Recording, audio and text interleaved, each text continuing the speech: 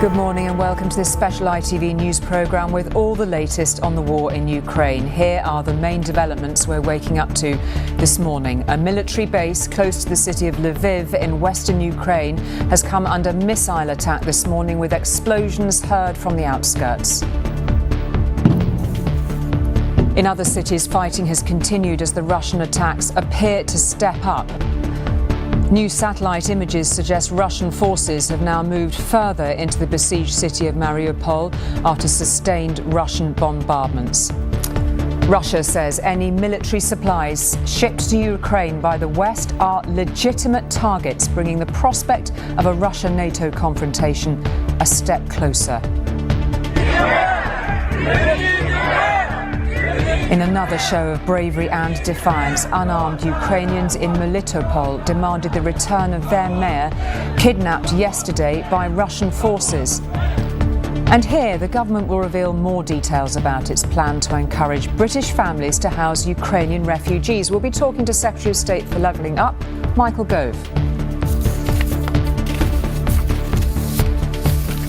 Well, good morning and thank you for joining us on this specially extended ITV news programme as we bring you all the latest developments on day 18 of the Ukraine war. There are reports this morning of explosions heard near the city of Lviv in western Ukraine. It's believed Russian forces have been targeting a military base outside the city and just 10 miles from the Polish border. Elsewhere, Russian attacks have intensified in the besieged city of Mariupol, with reports their forces have gained more ground. The Russians have blamed Ukraine for the failure so far of humanitarian corridors to bring out civilians there who have been without food, power and running water now for weeks. Well, in his latest address overnight, President Zelenskyy said Russia did not have the strength nor spirit to conquer Ukraine. Moscow has warned the West that it considers the military aid which is flooding into Ukraine as a legitimate target for Russian attacks. We'll be asking our Washington correspondent Robert Moore about that shortly. And here the government is due to give more details about its scheme to encourage British families to offer a place to stay to refugees. The Levelling Up and Housing Secretary Michael Gove will be joining us live a little later in the programme. Well, this is the scene this morning in Kiev, where the sound of explosions have once again been heard during the night. With more of the latest developments, here's Ellie Pitt. In Mariupol, there is evidence the invaders are not discriminating who or what they target.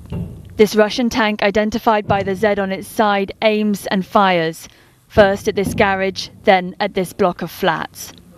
And these satellite pictures show the devastation caused by relentless bombardment. Each before and after image, a chilling reminder of how buildings, homes, entire neighbourhoods can be reduced to nothing. Mariupol has been surrounded for nearly 2 weeks. Routes to safety through humanitarian corridors have been offered, then withdrawn repeatedly by the Russians. There's no electricity or water here. Food and medical supplies are running low. For those still here, what hope there was of escape is fading fast. Anastasia is a mother. One of her children has been killed. She holds her surviving child tight. We don't know where to run to. Who will bring back our children, she says. Protesters in the southern city of Mariupol yesterday chanted for the return of their kidnapped mayor. And last night, President Volodymyr Zelenskyy promised his people in Mariupol and Mariupol that his forces will come for them. We will regain what's ours. We will come wherever our land is, he said. In Irpin, on the outskirts of Kiev, the only way to avoid the bombing is to head underground. Residents seek safety in basic shelters, living in almost complete darkness. It's scary, especially at night. We have no other option, this woman explains. But some are still trying to get out, to the countryside, to neighbouring nations, and perhaps now more families will attempt to come to the UK. The government here is offering Britons who allow Ukrainian refugees to stay in their homes a monthly thank you payment of £350. an offer that can't come soon enough if Russian attacks are moving westward to cities like Lviv here, where only yesterday volunteers were helping to clothe those who have fled to what they see as the last city of sanctuary inside Ukraine. Ellie Pitt, ITV News. Well, we can get the latest now from our global security editor, Raghi Oman, who is in Kiev this morning. And we know, of course, that the Russian military moving ever closer to Kiev, but a significant development within the last few hours, and that is an attack on a base close to the western Ukraine city of Lviv, Rohit. That's right. Significant for several reasons. Perhaps mainly the fact that it is so far west. It is almost on the border with Poland. And I think there are many people in Lviv and around that area who felt that they were perhaps excluded from the conflict, that they were essentially a sanctuary. Certainly we've seen hundreds of thousands of people from this city leave Kiev to go to Lviv for safety. And although this was a few miles, 30 miles northwest of Lviv, this marks a significant moment in this conflict, perhaps an airstrike on a military training facility there. And I guess what it suggests is that it is the entire country that is involved in this conflict, if there were any doubt. And meanwhile, here in Kiev, overnight, it's been another night of distant rumblings. In that direction, towns like Brovary. In this direction, towns like Bucha and Irpin. We have heard some shelling. We've heard some distant explosions through the night. It's been another loud night, perhaps the loudest of this week, we suggest. And all of this against this backdrop of diplomatic uncertainty. That phone call yesterday between the leaders of France and Germany and Russia, where the French and German side came out saying that there was really no evidence that Putin had changed any of his views, that he was any more inclined to try to seek a ceasefire or seek an end to this conflict. That going slightly against what we heard from the Ukrainian president, who was saying that he felt that there, in fact, had been some movement.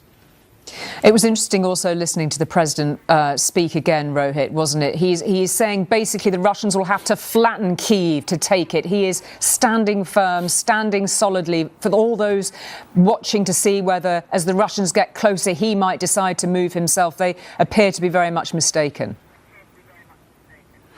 Well, that appears to be the case. I mean, he said again yesterday, as he says almost every day, that he's still here, that Kyiv is still standing, that many days into this battle, weeks now, that Kiev is still in the firm control of the Ukrainians. You know, however, things are certainly changing. We know that the Russians are getting closer. We have seen it ourselves as we travelled around the city yesterday. We noted that the streets seemed far more fortified at checkpoints, for example. And actually not very far from where we're talking to you now, we saw the aftermath of what happened when a Russian drone was struck by the Ukrainian military. It hit some buildings beneath it, a shop, a bank, and what we saw on the ground, on the pavement, were perhaps hundreds of tiny ball bearings which were spread across the street. Now, the suggestion is that this device was sent by Russia, packed with explosives, packed with ball bearings, to do a maximum damage somewhere. Now, we don't know what the intended target was, if any, but certainly this was a heavily residential area. And so, yeah, people here are worried. And the mayor of the city said this week that roughly half of the population of Kyiv have left the city, but of course half is still here, and that sense of resilience continues every day.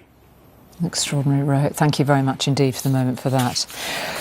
Well, the Ukrainian president says he hopes humanitarian aid should arrive in the besieged southern city of Mariupol today. Food and water have become increasingly difficult for people who are managing to survive there. New satellite images released overnight has shown the destruction caused by repeated Russian artillery and rocket strikes. Well, we can speak now to the deputy mayor of the city, Sergei Orlov. Good to see you this morning. What is the situation? You've managed to survive another night. Paint us a picture of Mariupol this morning. The situation is terrible, and Russian army continues to flatten the city. Some of people whom we talk in the morning told that Mariupol does not exist anymore. So it's totally destroyed, totally flattened. People are hiding in shelter, in underground. So they look for any possibility to survive. So during night it was continuous bombing, and in the air war action started once again. And we know that from the very morning they continue to bomb the city, and we have street battles on our streets.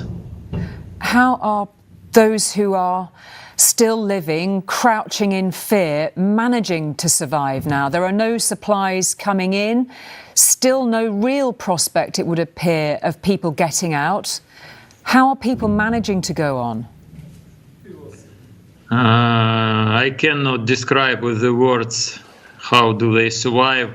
A lot of awful situation we had yesterday. We had cases.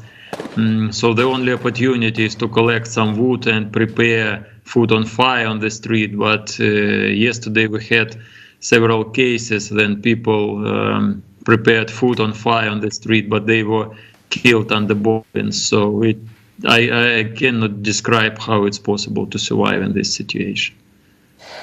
President Zelenskyy is obviously really keen to provide some reassurance. He said very clearly, we are coming to help you, we are coming to help you. What real prospect of that can you see at the moment? We know that humanitarian corridor is the only opportunity to give some humanitarian help and to give opportunity to live for our citizens. So at the moment we know that these trucks with help and buses are coming to Mariupol, but they left Zaporizhia yesterday morning and does not come to Mariupol yet. Although the distance is less than 300 kilometers, so it's difficult to achieve a city. But convoy humanitarian is continue to move, and they hope in several hours it will be in Mariupol. Let's see. We learned yesterday, of course, of the horrific bombing of a mosque in Mariupol. When such an incident like this happens, are the civilians, are the authorities in Mariupol even able to respond to it? What happens to the casualties? What happens to those who've lost their lives? We do not have opportunity to react of all bombing and all death.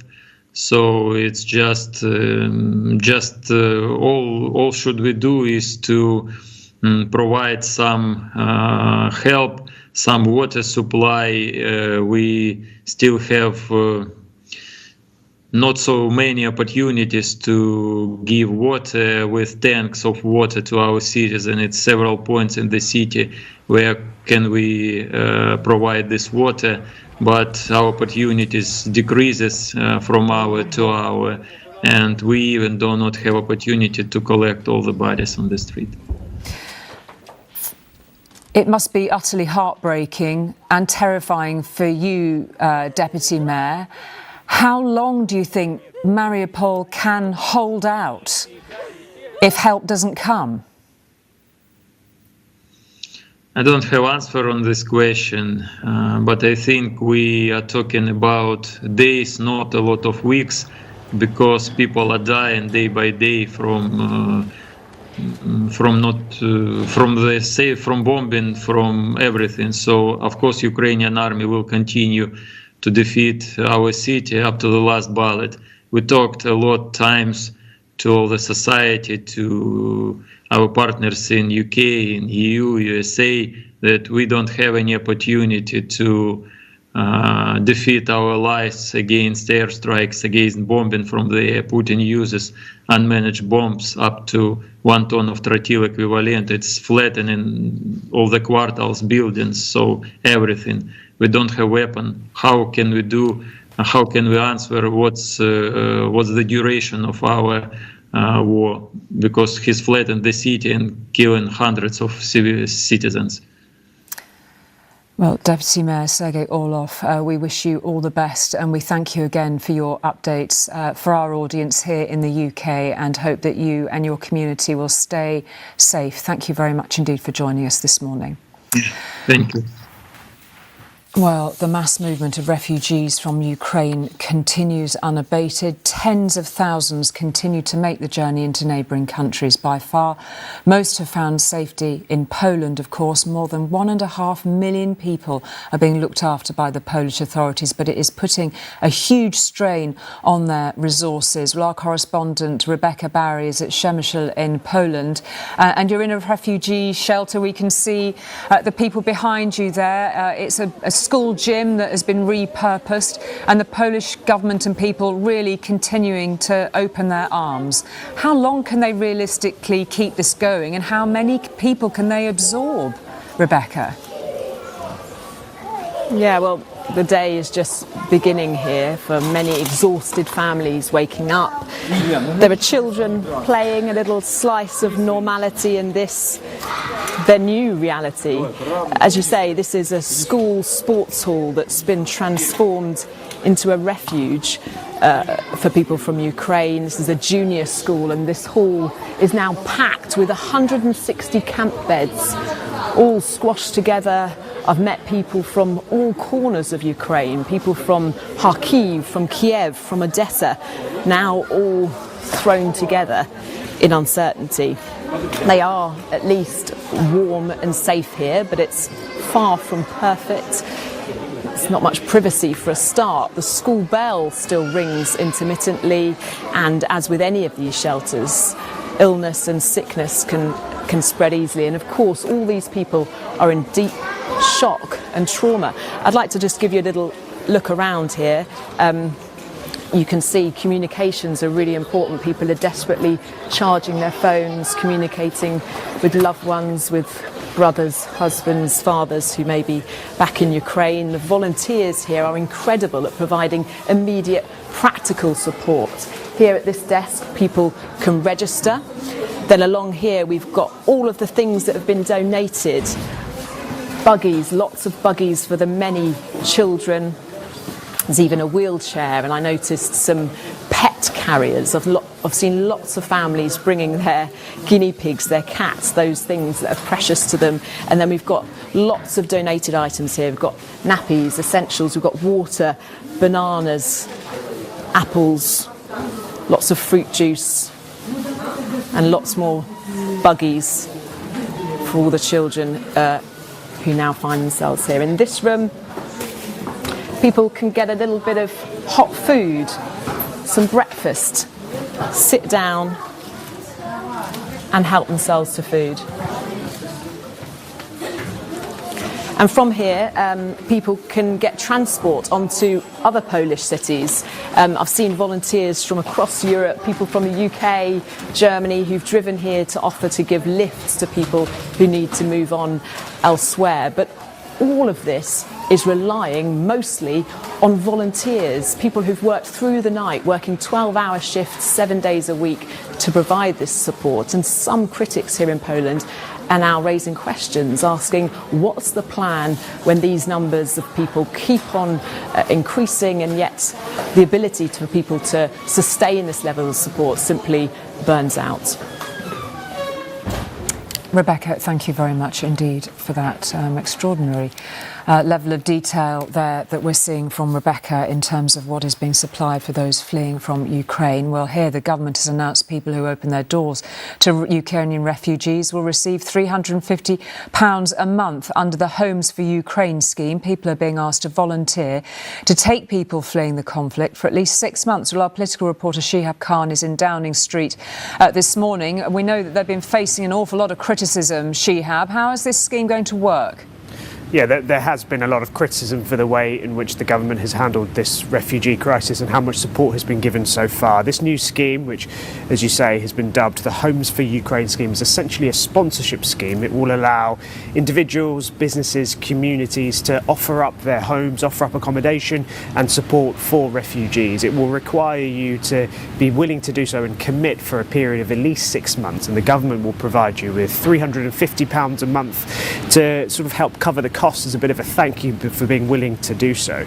Now, it will go live from next week. At the moment, and for since the start of this, the only way you could come here if you were a Ukrainian refugee was if you already had family here under what was called the family scheme. And the Ukrainian ambassador was actually in Parliament this week. He was talking to MPs, taking questions, and he was saying that he wanted the process to be simplified because it was taking so long.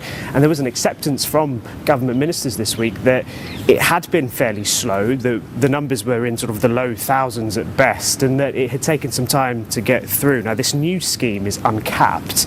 The Prime Minister was saying that although the figure is at thousands of visas being applied and given at the moment, he was hoping to get it into the hundreds of thousands, and it is this new scheme it's the hope that this new scheme is how that can be done. Now, anyone who does apply, there will be checks, and applicants will have to go through a vetting process. What Labour is saying is they've been critical that it's unclear what extra support will be given for those who have been vulnerable and what extra support local governments will get if they are taking in vast numbers of people. Ultimately, that target of getting to hundreds of thousands, as the Prime Minister said, it's unclear whether or not this scheme will get the uptake for that. Now, I was speaking to experts about this at the end of last week who were saying that sponsorship schemes are schemes that we've had before. This isn't new, and there has never been the uptake of that scale. So whether or not we will get to that figure, it remains unclear.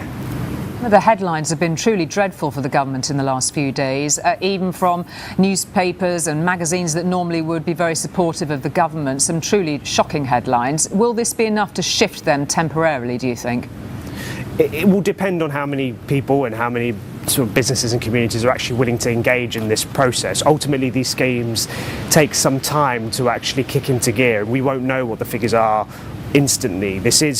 The key thing here is that this is uncapped, and every time I've spoken to a minister in the last few weeks, they've been saying, wait for the details of this sponsorship scheme, wait for the details of this sponsorship scheme. This is what the government is hoping will allow more Ukrainian refugees to come in. Whether or not we'll have the engagement, I'm not entirely sure. The expert that I was speaking to last week was saying that this isn't the first time we've had a sponsorship scheme. We've had this before, and generally there isn't the engagement in the process to get the hundreds of thousands of refugees that the Prime Minister was talking about.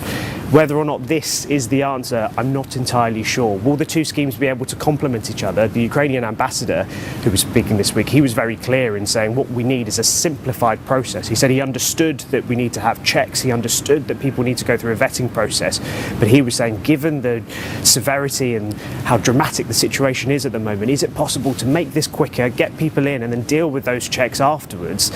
It will all depend on how quickly the government can vet people through and get people into the UK. Okay, Shihab, for the moment, thank you very much indeed for that. Well, throughout the programme, I'll be joined by our International Affairs editor, Raghi Oman. He's here with me this morning just to reflect on what we've seen emerging really overnight, Raghi. And I suppose we should, first of all, check in with this very frightening warning, frankly, from the Russians that convoys of weaponry are now regarded by the Russians as legitimate targets. Yeah, I mean, it's in some senses no surprise that they should sort of say that because of the effectiveness that Western military lethal aid has had on the battlefield, helping to tilt what was already fierce Ukrainian resistance into real effective military posture. I mean, the columns of Russian attack, both not so much from the south, but certainly from the north, have been slowed. But then on the other hand, one has to look at this in a sort of, diplomatic sort of chess move sense, in the way that, can Russia actually, given the sense that it's bogged down on the ground fighting Ukrainians, actually go after, Western, supplies? I mean, I doubt it. I think it's a way, first of all, they'd love to drag NATO into this. And the narrative of Vladimir Putin has always been, this is essentially a Western war against Russia through Ukraine as a sort of proxy. It helps to bolster that narrative. Secondly, it helps to sort of stir a little bit of fear in Western capitals because, Ukraine has always asked NATO to supply it directly with sort of weapons, but also to impose a no-fly zone. Prime Minister Boris Johnson, Joe Biden the other day sort of said, we are not going to start World War III by having NATO go to war with Russia. So I think in the sense that it's a move by sort of Russia to exacerbate those fears here in London, in Paris and in Washington. And yet there has been an attack on a base in Western Lviv, in Western Ukraine this morning, not far from Lviv, and notably not far from the Polish border. Absolutely. I mean, and again, that's a sort of, Poland is a NATO member state. Any act of war just imagine, anything can happen. Politicians give orders to their military commanders. There's always miscalculations. Rockets land on the wrong side of borders, whether meaningly or not. There's always this combustible factor in all conflicts of an escalation that nobody sort of means. But put that to one side, there's also, we have to say, with regard to the attack on Lviv, it is not only a sanctuary and a haven for aid agencies, it's also a corridor for the vast, vast millions of people who are trying to escape out of Ukraine. And that's also another tactic of the sort of Russians that, declare a sort of ceasefire, or say there's a humanitarian corridor and attack it. We've seen it in several sort of other places. So we mustn't lose sight of the humanitarian impact of this attack on Lviv outside of the military escalation. But I think it's probably an encirclement strategy. OK, we'll talk a bit more about diplomatic efforts a little later when I speak to you again, Raghi. For the moment, thank you very much indeed for that. Well, as we've just been hearing, the latest warning to the West, Russia's Deputy Foreign Minister said that arms supplies flooding into Ukraine from the US and European countries are legitimate targets for Russian attacks. Huge amounts of lethal aid have been sent to Ukraine, including surface-to-air missiles, of course, anti-tank weapons and air defence systems. Robert Moore joins us now from Washington. Morning to you, Robert. This is a really grim warning from the Russians. What response so far in the US? Yes, good morning, Julie. On this Sunday morning, Washington yet effectively to wake up, but I have been speaking in the last 18 hours to a senior White House source, someone who is close to the president, someone who is inside the room, in this case, inside the Situation Room. And they were expressing to me a couple of key concerns, one of which is exactly this: how to respond to Russian escalation. As this source put it to me, they've pretty much maxed out on the easy options, namely economic isolation of Moscow, namely the major inflow of weaponry to Ukrainian defenders.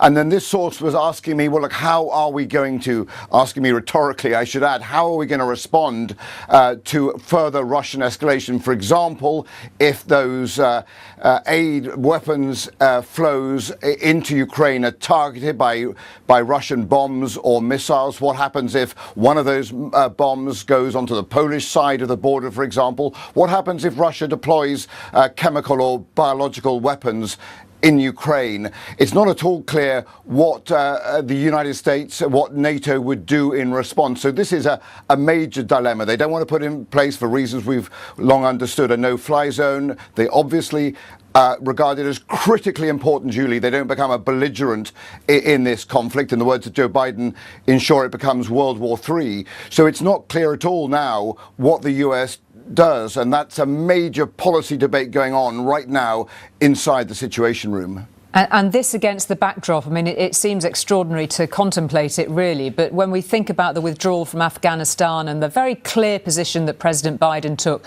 no more involvement in foreign wars, we're bringing people home, that era is over. Now everything is in question with this.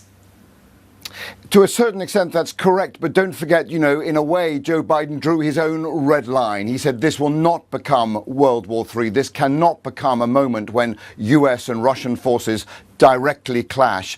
And that, of course, is why they won't go for a no-fly zone. That would basically bring NATO straight into the fight, because it would involve absolutely NATO having to attack Russian airfields, not in Ukraine, but in southern Russia. It would involve attacks on anti-aircraft systems, and almost certainly lead to sort of dogfights in the skies over southern Russia and Ukraine. So that is where they've drawn their red line. But they're also cognizant of how Barack Obama went so badly wrong a decade ago when he drew his bright red line in the sand over the use of Syrian chemical weapons. Then the Syrians did use chemical weapons and there was no US response. And that's why this time around, although Biden talks about not creating World War III, he is not saying specifically how he would respond to the use, for example, of chemical weapons by the Russians.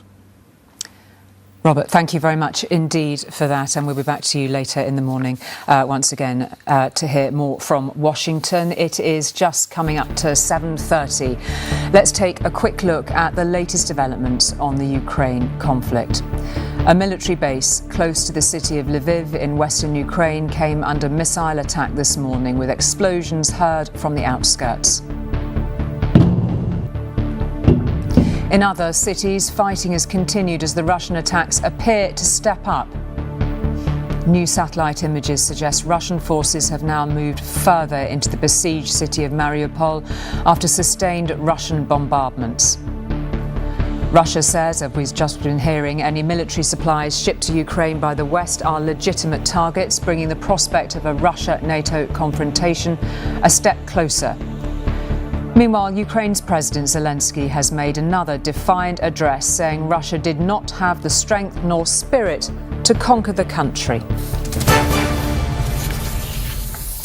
Well, not surprisingly, Russia's invasion of Ukraine has created a sense of dread in other former Soviet republics and neighbouring countries. They may be members of NATO and the European Union, but places like Latvia are only too aware of what a Russian attack would mean. Rachel Younger is in the Latvian capital, Riga, and increasingly tense times there, Rachel.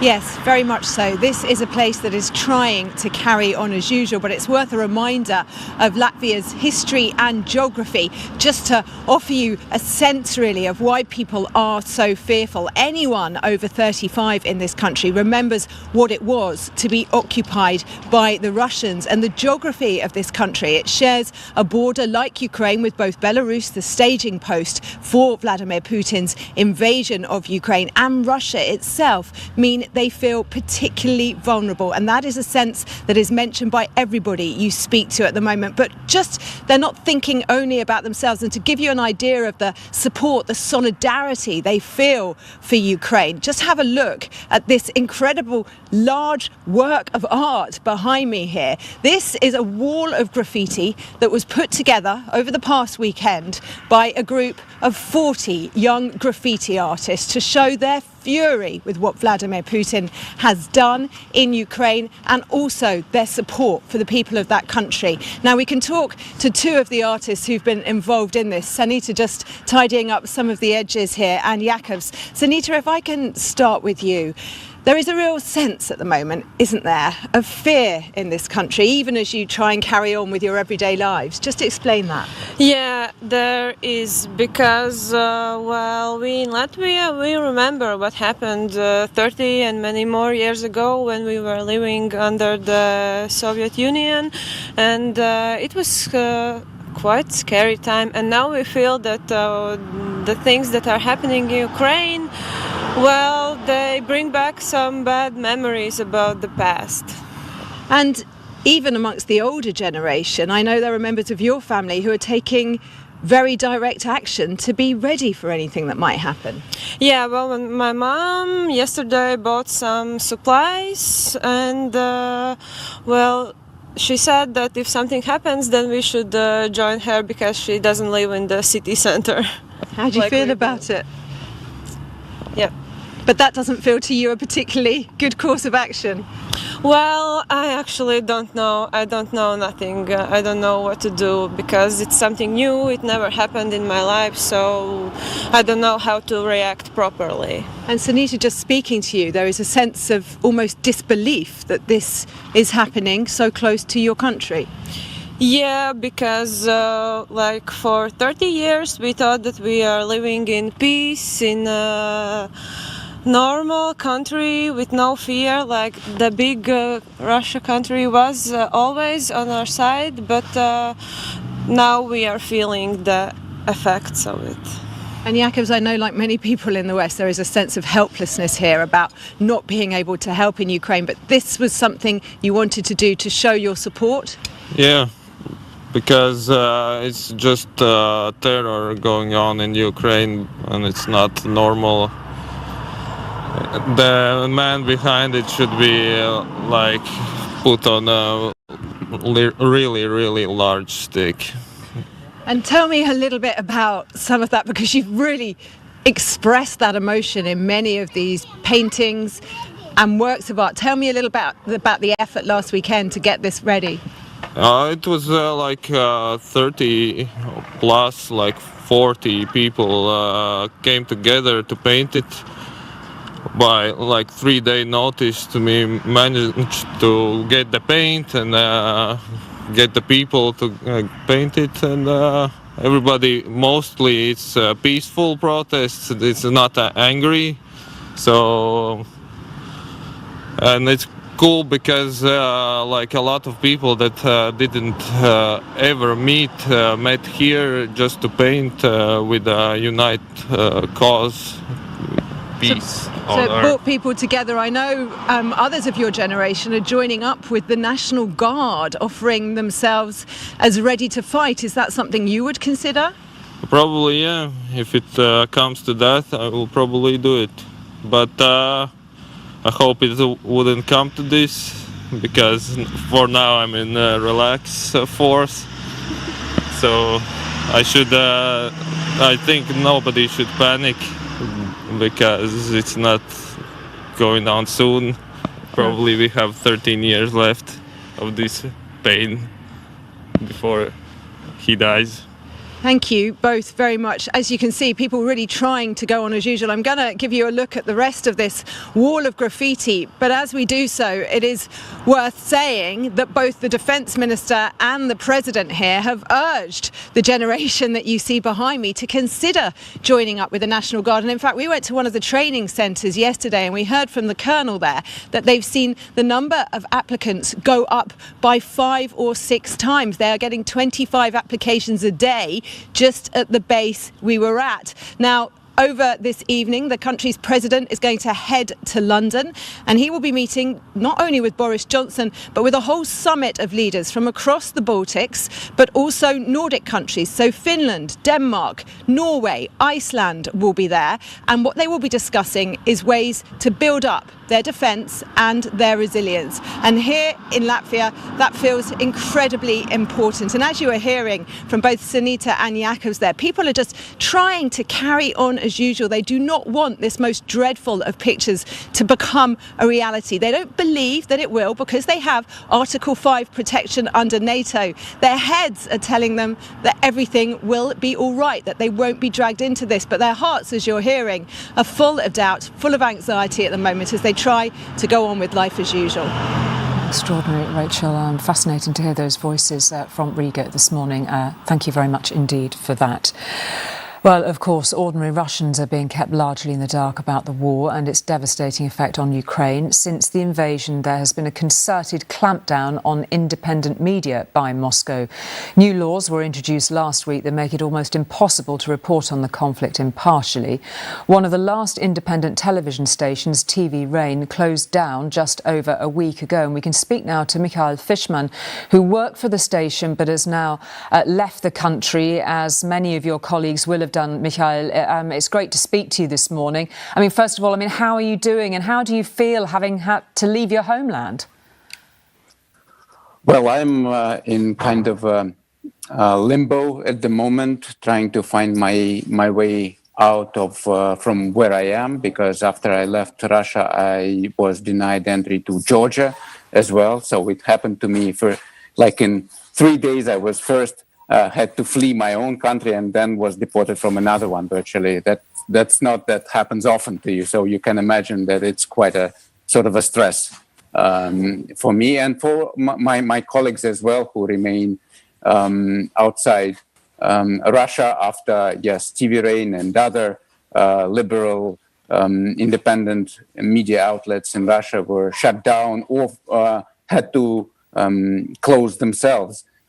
Because of this new legislation that you just mentioned, because it became increasingly risky to continue calling a war. Actually, that's what this new legislation forbids. So my new status is that, well, it's a new life, new chapter, and it's not much that I know about it. It's just full of emotion and full of logistical problems trying to find my way out, I would say. Yeah, indeed. I mean, is there any chance of people in Russia getting to the truth now at all? Are there any channels available? This is a very good question and very important one, because Russians, I've been following your coverage from last half hour, and we have to understand that Russian audience is largely deprived of seeing destroyed Mariupol, for example, or seeing shelters in Poland where refugees from Ukraine can find their refuge, at least temporarily. They do not know that. They do not see that at large. Instead, they see staged videos of humanitarian aid delivered to Eastern Ukrainians, stuff like this. So the picture they have, Russians, is very different from what the whole world sees. Yes, there's still YouTube, but again, many independent voices like myself, for example, or others had to flee, had to leave Russia. So we are not operating as independent journalists, and we are not providing this this picture. TV Rain was very important tool in getting to Russians the real reality. I would say now it's stopped. It would be a while if TV Rain would be able to operate again, and in what capacity nobody knows yet. Yeah. So just to give you an example, so that's how it is. It has been noticeable that some key figures have started venturing an opinion on this war, on Russian talk shows and Russian news programmes. There is a discernible shift amongst some journalists. What could you tell us about that, and what do you think of it? Unfortunately, not much. We will have to wait and see. Apparently, even within the Russian state apparatus, many understand at least that the war didn't go as planned, that the goals are not fulfilled. And even those who remain loyal to Putin, to the Kremlin, they have to admit it, because we are in a third week of war, fourth already week of war, I guess, and what's it all about? Where is this liberation of peaceful Ukrainians from Nazi occupational regime that Vladimir Putin and propaganda was talking about? It's just very hard to present this picture. The further, the harder. And that's why probably we're seeing these reactions. Of course, again, every show on state television is staged. It's you hardly can see any independent voice, any real emotion. So we will have to see, and we will know more in the coming week or two of how the Kremlin wants to deal with this, and to explain this new situation that Russians have got them into. We know that opposition leader Alexei Navalny is calling for people to get on the streets, to stage more protests. What optimism, if any, do you have of those protests shifting anything in Russia? It certainly Moscow, St. Petersburg, other large cities, many people, thousands were detained during these weeks since the war started. After they got out to the streets protesting against this war, thousands. That's a lot, but it's not a national movement, and it cannot be yet, because of the repressive character of Putin's regime. It's just extremely dangerous to get out and express your real opinion. To post in Facebook or on your social network can be very dangerous at the moment. This is the most dangerous times for expressing your opinion in Russia that I can remember of. Well, Mikhail Fishman, we're very grateful to get your insight this morning and hope that you will find a way to settle safely. Thank you for your time this morning, Mikhail Fishman.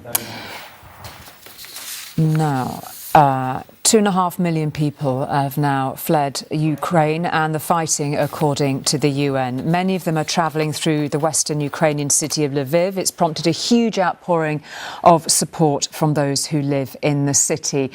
We can speak now to our correspondent, Romilly Weeks, who is there for us. Romilly, an incredibly tense night, air raid sirens sounding and an attack on a military base near to Lviv. What more can you tell us, Romilly? Yeah, Julie, that's right. Lviv here in the west has been an important sanctuary for hundreds of thousands of people who are fleeing the fighting to the east of here.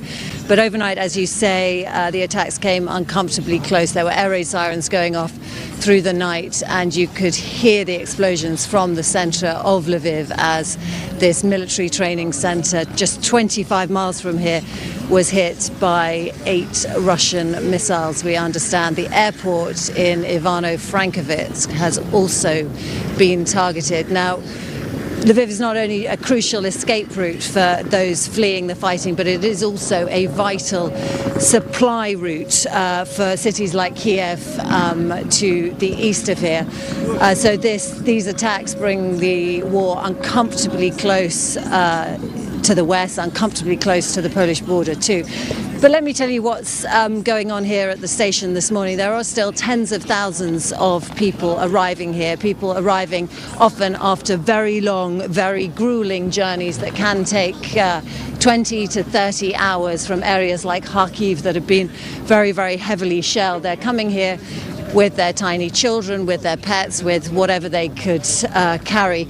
It is a more organised system here now. As you can see, there are some aid organisations in operation. There are some areas where you can get food. You can see a soup kitchen working in the distance there. There are also fires in these oil drums because it is incredibly cold. And over here, you can see the buses that are taking people to the Polish. A lot of people do want to stay in Ukraine. They say they want to stay close to their homes. They are hoping that they are going to be able to go back. But there are also millions of people, as we know, who are fleeing to Poland and further on. And we can talk to Roman now. Hi, Roman, who is a volunteer here, and he can tell us about what the situation is like here and what you are trying to do. Yeah, actually, I'm a volunteer. I'm not. I'm working for Red Cross. I'm not in the organization itself, but I'm coming here on a daily basis. I sent my family to Germany, and I'm coming here every day just to help people, to provide some informational support. We are providing food. We are providing medicals to people. Besides, there are some shelters where they can stay during the night time, or we are trying to arrange them in the apartments of the people in Lviv who are ready to accept those people, those refugees who came here and who are coming here on a daily basis. And people who are coming here with their very small children, with their elderly relatives, often really traumatized and really exhausted after their journeys. Yeah, indeed. And we are trying to support them somehow, to calm them down and to provide the hope. Some of them are staying here, some of them are going to Poland, to the border with Poland. We're arranging the buses which are transporting them to the border with Poland. We're grateful to our Polish and European partners who are accepting them quite warmly as well. Yeah. Providing all the support. And today, this week, the mayor of Lviv said that he is concerned that the city has reached its capacity, that there are 200,000 people now staying here. Are you worried that families are going to be arriving and you just can't find a place for them to stay? The situation is changing. Some people are indeed leaving now the city, and it's changing on a daily and hourly basis. And there are some people who are coming just now. There were some guys who came here and said they are ready to accept people, and they are leaving their phone numbers. So we are trying to arrange them somehow here as much as possible. This is it. Yeah. Thank you very much for talking to us. You're welcome. Yeah, Thank you. welcome. Thank you. So that is part of the volunteer operation, which we have been reporting on all week. It really is quite an extraordinary thing to witness. There are tens of thousands of people who are signing up in Lviv here to volunteer. They're trying, as Roman is, to match people with homes that they can stay in. They're also cooking food. There are people turning up just in their cars to drive people to the Polish border. There are other people who are packing supplies and sending them both to the troops and both to cities that are under siege. But I think, Julie, probably one of my lasting images that I'll take away from the station here is of very small children bundled up in their snowsuits with their bobble hats on, clutching a toy and stumbling, dragging their feet as they stop on these very long journeys, getting off trains, getting onto buses and trying to find a safe place to go. Indeed, Romilly, it's hard to imagine how they're going to be able to even compute what is happening to them. Thank you very much indeed for that latest from Lviv, Romilly Weeks there. Well, for days now we've seen how war has divided families, with so many split up by the fighting, as Romilly was alluding to there. Katerina Stolepina is one of them. She left Kiev with her 10-year-old son and other relatives on the first day of the invasion, but she left behind her parents and her brother. Katerina, it's really good to speak to you this morning. How wonderful that you're in safety there in Greece. Just talk to me a bit about this journey and what it's done to your family. The journey was awful because the journey was awful because we started at 5 at once. We heard the first explosions. And they were the first days that all people were heading to the borders. So the queues were endless. But in the queues, what I can tell you, I didn't make any video, I didn't post anything because it could be a threat. These queues for bombing. They were only women, children, and pets. So I was listening to your whole program. I can see what's going on now there. Sorry. That's okay. Because my parents stayed behind in the war zone as well. There is no food supply or medicine to them. But at least they're not bombed because it's a crucial point for Russians to supply water to Crimea. But they're constantly shelling them with hails. And I don't know why. They're shelling some places constantly, as my father says, where we used to have military bases, but in Soviet times.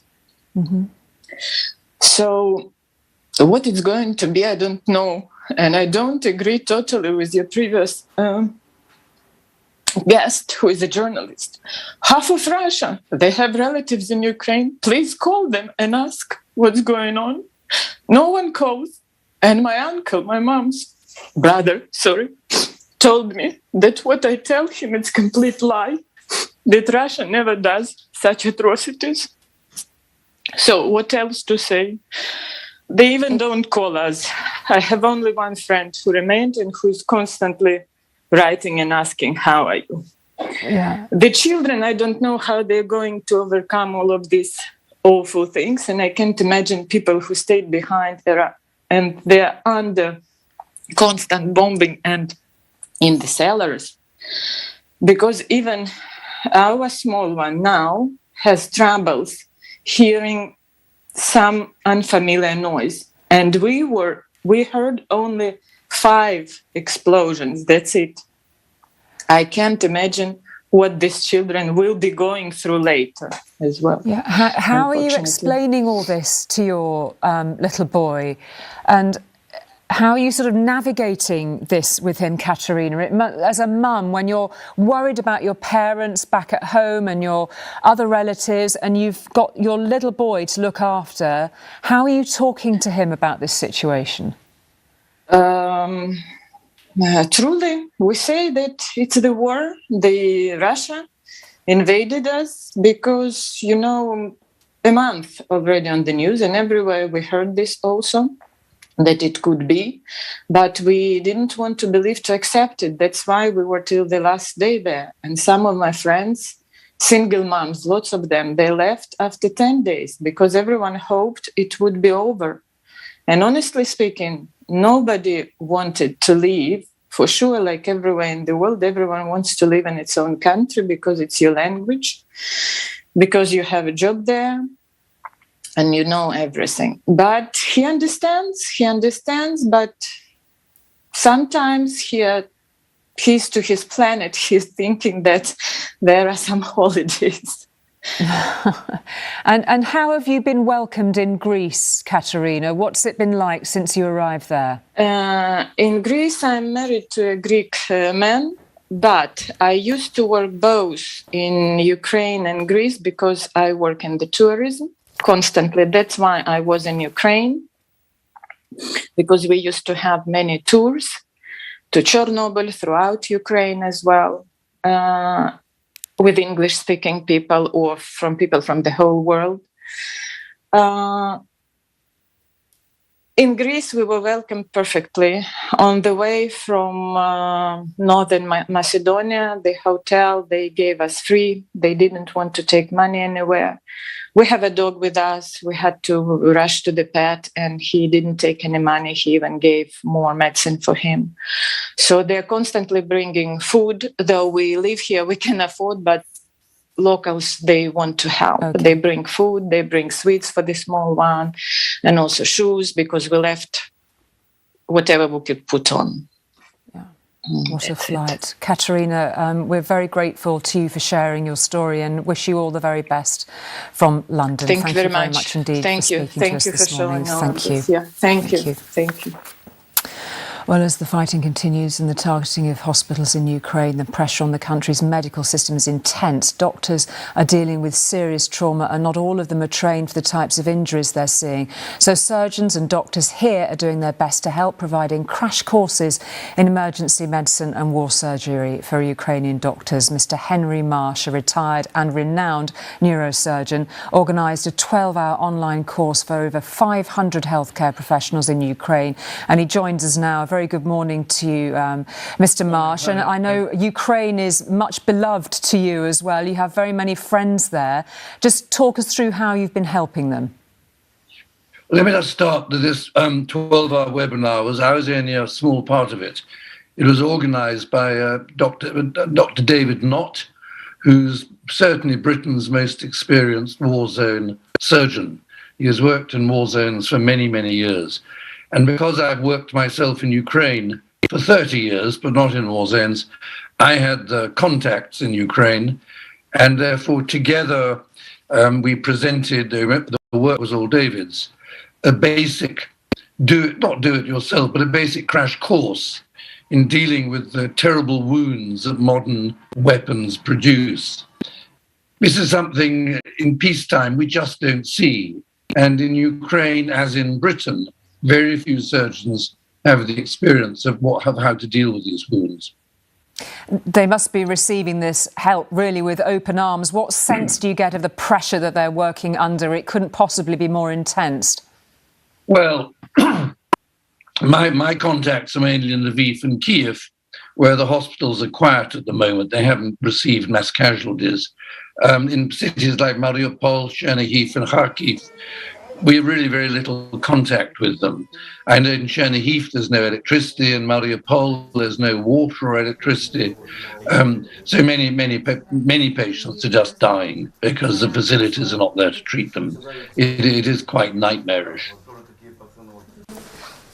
Mr. Marsh, just talk to us a bit about the supplies that they're able to access. The ones that you're speaking to, you said, are still in places where they've got the right sort of equipment, but presumably at some point, especially with the pressure growing on Kiev itself, a question of supplies will come into this too.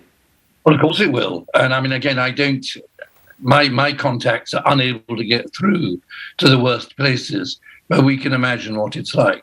I mean, how can you run a hospital without electricity?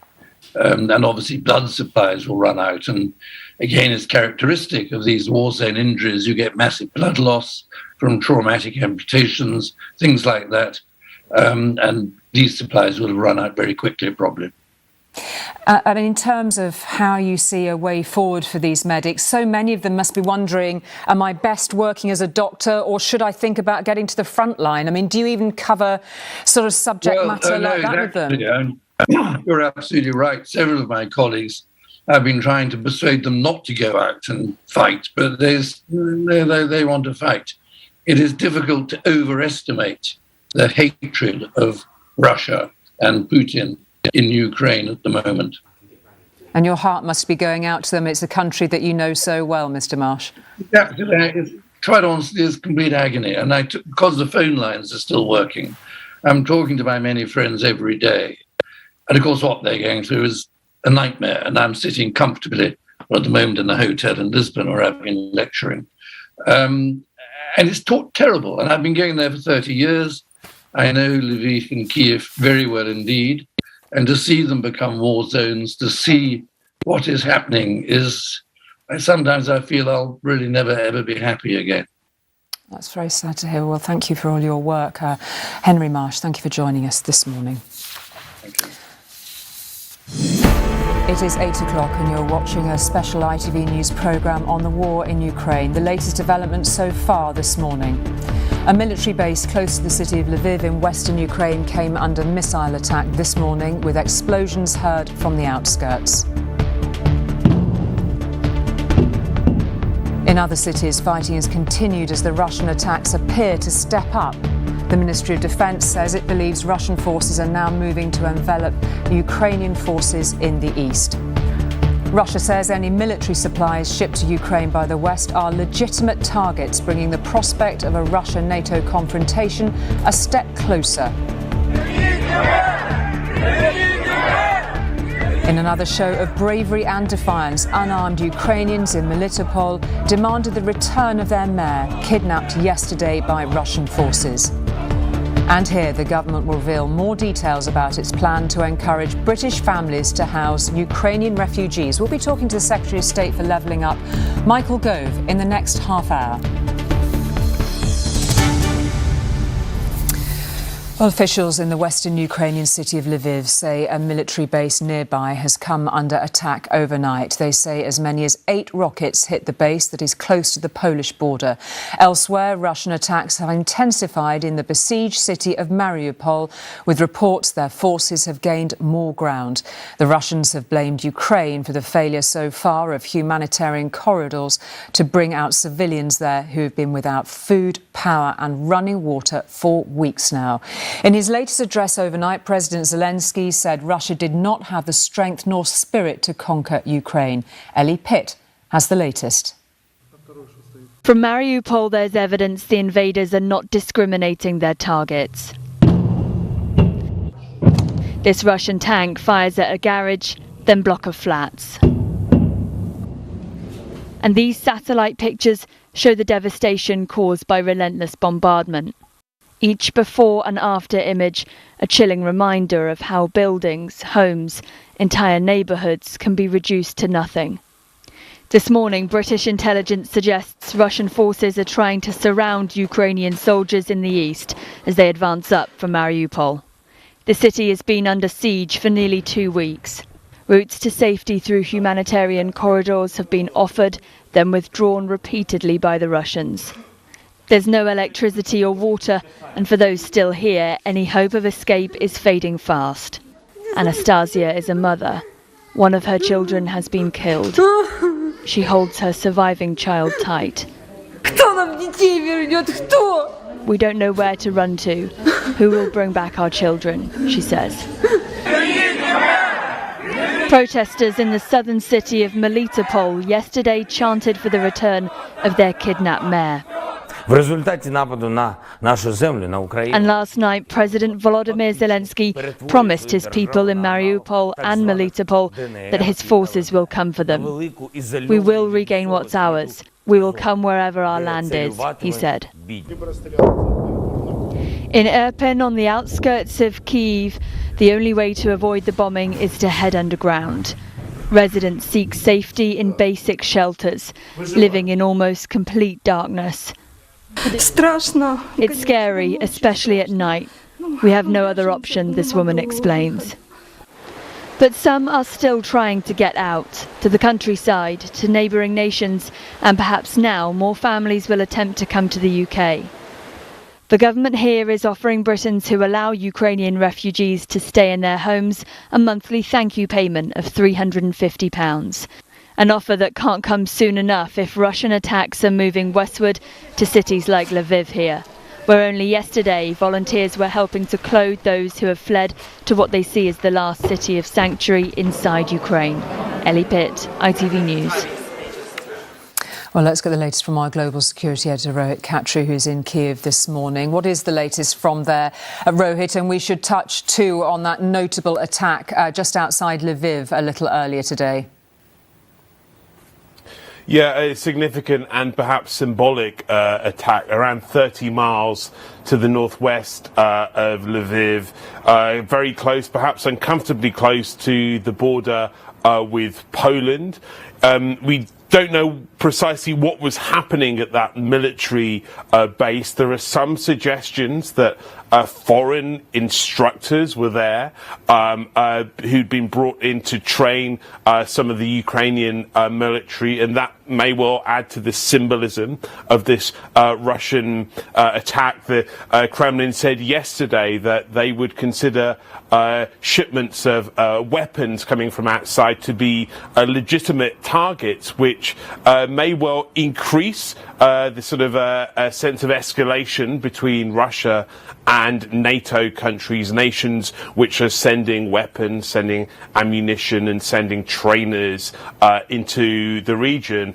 And meanwhile, here in Kiev, another night where we've heard distant rumbles of explosions to the east, to the west as well. The UK Ministry of Defence saying that they believe that the bulk of Russian forces are now around 15 miles away from where we are at the centre of the city. So it's clear that the Russian military is moving further towards where we are right now.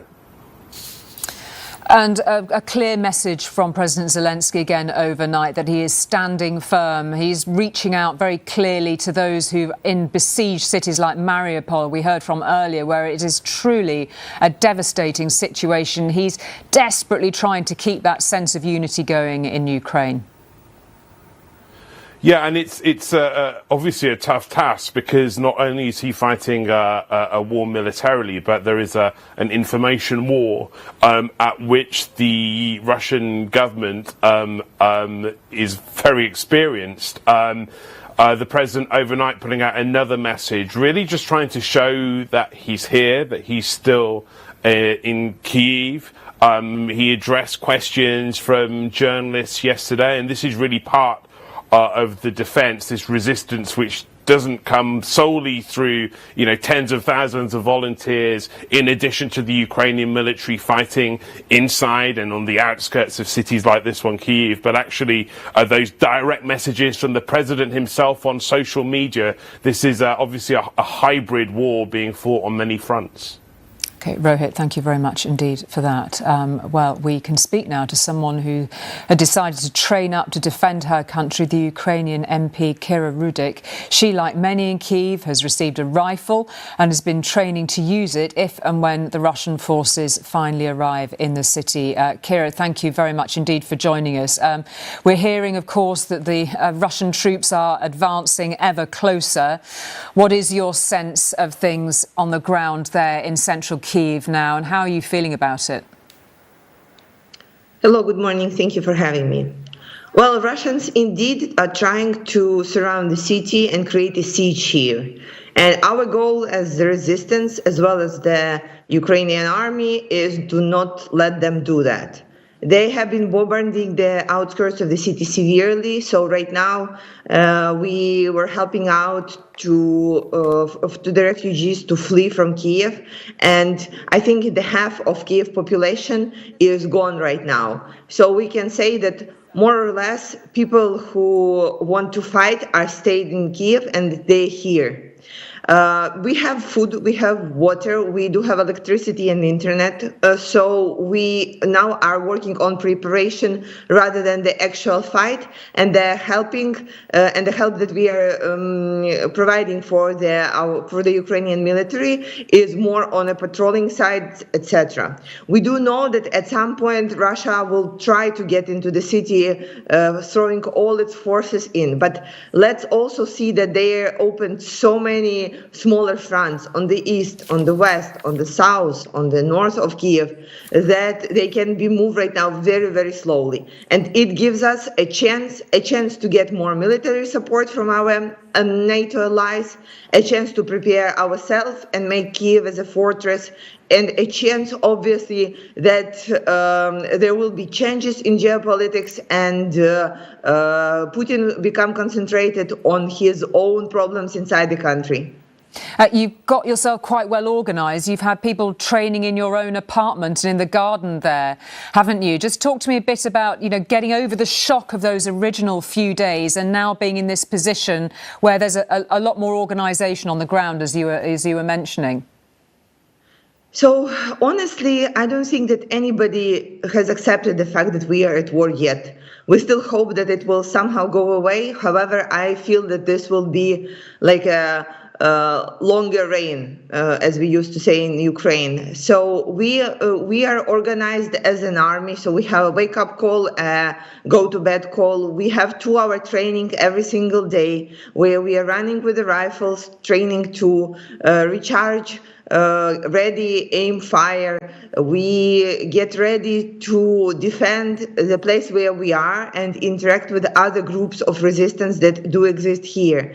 So I haven't seen a person just yet who would say, yeah, I totally accepted that we are at war. And I think there should be more time, and people just hope that it will all go away, that we will all wake up to our normal European life that we used to have. I don't know what the doctors say, like how much longer it needs so we would really accept this. Maybe that's a protection that the mind uses just not to go completely insane. However, this is how it is. We are training and we are looking forward very closely to us. And it matters to you intensely, presumably, that your president is staying put, is standing shoulder to shoulder with you in Kyiv. And there must be so many moments when you think, perhaps I could just go, perhaps I could just get out and save my life. Well, same way as for president, for me, my people are watching me. So there is no way that I could leave or show signs of despair or show disappointment. We are all in this together. We are Ukrainians and we are ready to fight. This is our plan. This is our aim. And this is what is our duty to our motherland. And this is how we stand. This is what motivates us to make sure that we fight. We give Russians a good fight. And we give them hell. Well, Kira Rudik, it's great to hear from you, and we wish you all the best and that you stay safe. Thank you very much indeed for your time this morning. Thank you. Thank you, and glory to Ukraine. Kira Rudik, a Ukrainian MP in the centre of Kyiv there. Well, we can speak now to the defence expert Amal Kotlarsky to talk about what we're seeing of the Russian tactics, Amal, what you make of the course of the war so far. 18 days in now, the Russians still aren't into Kyiv. What do you make of the current picture? Hi, good morning, and thank you for having me. To start off with, I think there was a general surprise at a lot of sort of analysis going on about the initial Russian attacks for the first few days, in fact, the first week or so, where the Russians were clearly not behaving the way we expected them to.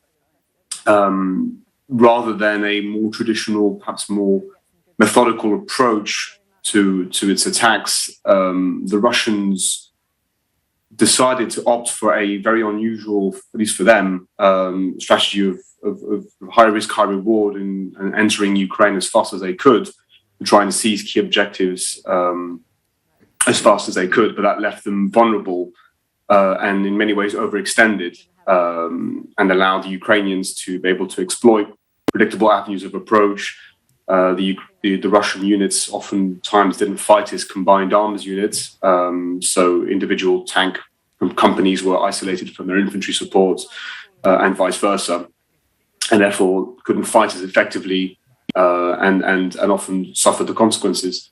It seems now that the Russians have done a lot better, it seems, in the south than they have in the east and the north.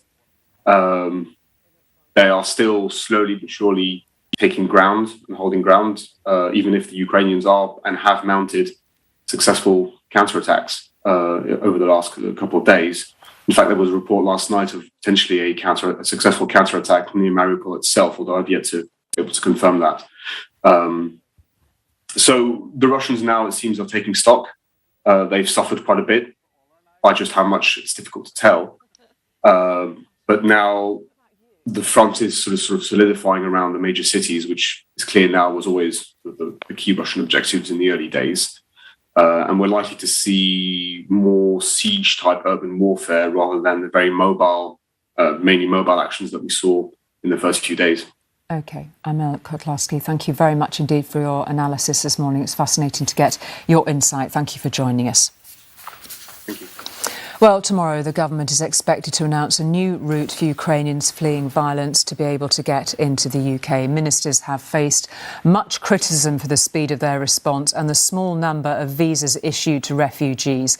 There will also be a plea for volunteers to help home families in the UK. Well, Michael Gove, the Levelling Up Secretary, joins me now from Westminster. Very good morning to you, Mr. Gove. I mean, would you acknowledge, before we explore what this new system may do for the poor refugees of Ukraine, would you acknowledge that it's a shame that this country has only let in just over 1,000 so far, when we see what Poland has done for the refugees of Ukraine? Well, we have to move as quickly as we can, consistent with all sorts of considerations to support those on the front line. And it is the case that the UK has been giving assistance to Poland and to other frontline states in order to ensure that those people who are fleeing this war can be looked after close to the conflict, which is where initially they fled. But now we have a scheme which will enable individuals in this country to provide shelter, accommodation and security to those who, quite rightly, our hearts go out to. How will this new system work then? This is going to allow people to open their homes to Ukrainian refugees. How will they connect? Well, we're setting up a system tomorrow which will allow people to register their interest, their willingness to open up their homes and their hearts to those fleeing persecution. We'll make sure that individuals receive financial support from government, because obviously a commitment like this is one that we need to show solidarity towards those who are being so generous when they're making this commitment. And we will ensure that named individuals can be matched, and then subsequently we will ensure that other organisations, charities, businesses and others can also provide support to those fleeing terrible, terrible persecution. But this really puts it in the hands of those who want to reach out and really leave some poor Ukrainians, many of whom will be mothers with children. There will be lone children here needing support who may not get a contact from a British family willing to open its home to them. Well, we want to do everything that we possibly can, and it's important to bear in mind that there is no cap to this this scheme. For everyone who is willing to provide support or a home to a Ukrainian family that are fleeing, then the government will stand behind them. We will provide that financial support. But you're right, it's also important that we make sure that we provide humanitarian resources, aid, expertise and so on to Poland, to Romania, to Moldova, to those other countries as well. It's not an either or. It's both about making sure that we are there on the front line, where there are so many people who've been displaced, but also we give the great-hearted generosity of the British people an opportunity, hand in hand with government, to provide people who are fleeing persecution with somewhere safe to stay. Yeah, but it's actually how that system works. How do people connect with a refugee on the ground? I mean, this is an extraordinarily complex issue. It seems as once again it has the potential to be mired in bureaucracy and people who are, you know, for no fault of their own, having to navigate a system to try to get a refugee out to be able to support them. Yes. Well, we need to make sure, first of all, that the people who are coming forward are people who are in a position to be able to provide a home.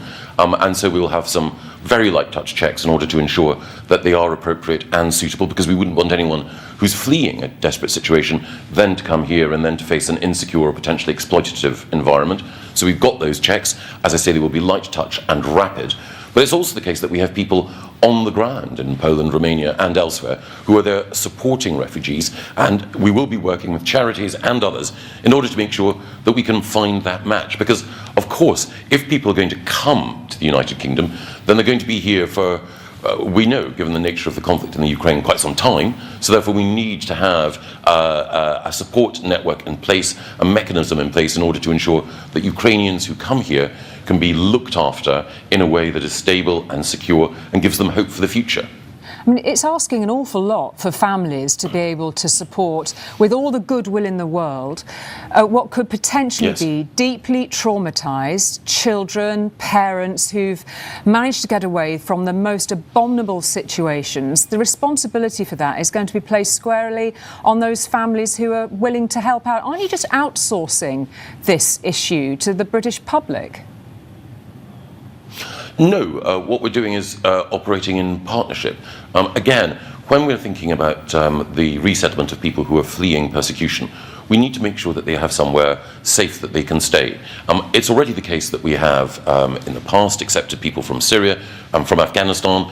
There are hotel rooms which are currently occupied by people who we've taken from Afghanistan. We need to look at the range of options available, and for everyone who is in a position to be able to provide support and refuge to those fleeing persecution, the government will ensure the money is there, not just for that family, but also there's a wraparound support, which means that children have access to education, everyone has access to healthcare, people can work, all of the ordinary benefits that would be available to UK citizens are available to them.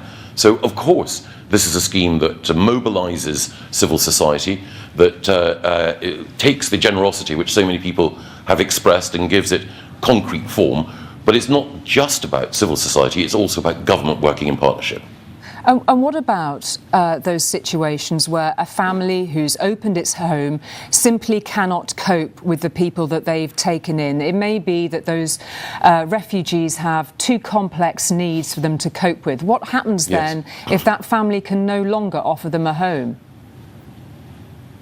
Well, we're operating this system in phases. Again, we want to make sure that people who are offering homes are in a position, as you quite rightly point out, to provide somewhere safe and stable. But of course the government and local government stands behind this scheme, so we will make sure that we're there to support families through difficult times, but we're also there to ensure that if we need to step in and provide additional tailored support, that we can do so as well. I mean, many will wonder why this is something that you're working out in phases. Isn't the truth that the headlines have been so appalling for the government on how it's handled the refugee crisis, that there are big questions about whether the Home Office, whether your department had even had any clear strategy at all when there was plenty of warning that exactly this situation could arise? Well, it is the case that across government we've been working in order to ensure that we can deal with this terrible, terrible situation. Again, it was the UK government alongside the American government that was one of the first to warn the world about the nature of this conflict. We had been providing support to Ukraine, to its armed forces and to its government in the first instance. Forgive me for interrupting you, but can I just interject there? So if you were putting out these warnings, why is it that the Home Office seemingly wasn't at all prepared? We had the Home Secretary saying that there was an office open in Calais when it wasn't. We then find that people, poor refugees, and they're exhausted on their knees, having got out of this appalling situation, are being sent away by UK officials saying you can't register here, get on a train and go somewhere else. They go somewhere else and they're waiting in a queue. If you were able to put out warnings, Secretary of State, why on earth wasn't the Home Office ready to have this country welcoming refugees with open arms, as so many of the British public have clearly been wanting? Well, I think there are two things there. The first thing is that the Home Office moved incredibly rapidly to establish additional capacity to process the huge number of refugees that were there in Poland and were also there elsewhere in the European Union. But as you quite rightly say, when you're thinking about taking in someone who is fleeing persecution, you need to make sure that you can provide them with the accommodation and with the support necessary. And that's why we've stood up this scheme to complement the existing schemes that we have that are looking after Afghan refugees and others whom we've taken in as well. So, Fisher, why are we only being able to take in just over 1,000 providing support for people who are fleeing persecution? Well, Ireland, for example, have already taken many more in than the UK. If everything was so well prepared and there was a strategy in place, why are we in the situation where we've only just taken just over 1,000? Well, the system that we have, both the family system, which is already in place, and the new Homes for Ukrainian scheme that we're launching today, are uncapped. There is no limit on the number of people who can come from Ukraine to this country as a result of our scheme. Now, it is the case, of course, that other European countries are supporting as well, and I'm delighted to be working in solidarity and in cooperation with European countries. And the UK is the biggest bilateral donor to those countries which are most affected. Poland, Romania, Moldova, Slovakia, all of the countries that are closest to the conflict. Earlier this week, the Prime Minister was talking to leaders from the four closest countries, the so-called Visegrad Four, and the ministers from those countries thanked the Prime Minister for the humanitarian support that we were providing. So when you're dealing with a crisis of this kind, you have to operate on a number of levels. You have to operate on a humanitarian level in theatre. You have to provide, as we are doing with this scheme, additional support for those fleeing persecution. But it's also the case that the United Kingdom is providing support to the Ukrainian people who are fighting to ensure that their country can remain independent. And in all of those areas, the Prime Minister and other ministers in this government have been in the lead. And just a final question. How soon do you think we can see families, mothers who are fleeing this war arriving under the new settlement scheme that you're announcing this week? How soon will they be able to be here, do you think? Next week. Next week. Within the week, we'll have refugees arriving under the new homing scheme. I think a week from today, yes. Michael Gove, thank you very much indeed for joining us this morning. Thank you. Well, we can pick up now on what Michael Gove has had to say with our political reporter Shihab Khan in Downing Street. What did you make of what Mr Gove had to say there? I mean, they're clearly trying to move away from some of the deep criticisms of the last 7 days, Shihab. Yeah, it's been a very difficult week for the government in terms of the number of refugees that they've granted visas to, and it's clear that there is a sense of urgency there. Michael Gove saying that this scheme will be up and running not tomorrow, but within 7 days that people will be coming here is quite a bold target. The success of this scheme essentially is pinned on three things: whether the speed in which it can be up and running, so that 1 week target is fairly quick, the support that people will be given. And I thought it was interesting that there wasn't much talk of what extra support people will get beyond that £350 that they'll get every month. You quite rightly mentioned that people will be coming here having left a very traumatic situation, and they may require extra support. The response to that was that this is being done in phases. How quickly those phases the government can go through those phases, that will determine how much of a success this policy is. OK, Shihab, thank you very much indeed for that. Well, next up, we can speak to Anastasia Paraskova, who has documented her life inside Kiev for us as it came under near constant bombardment. She's filmed normal things like getting food and water for her family.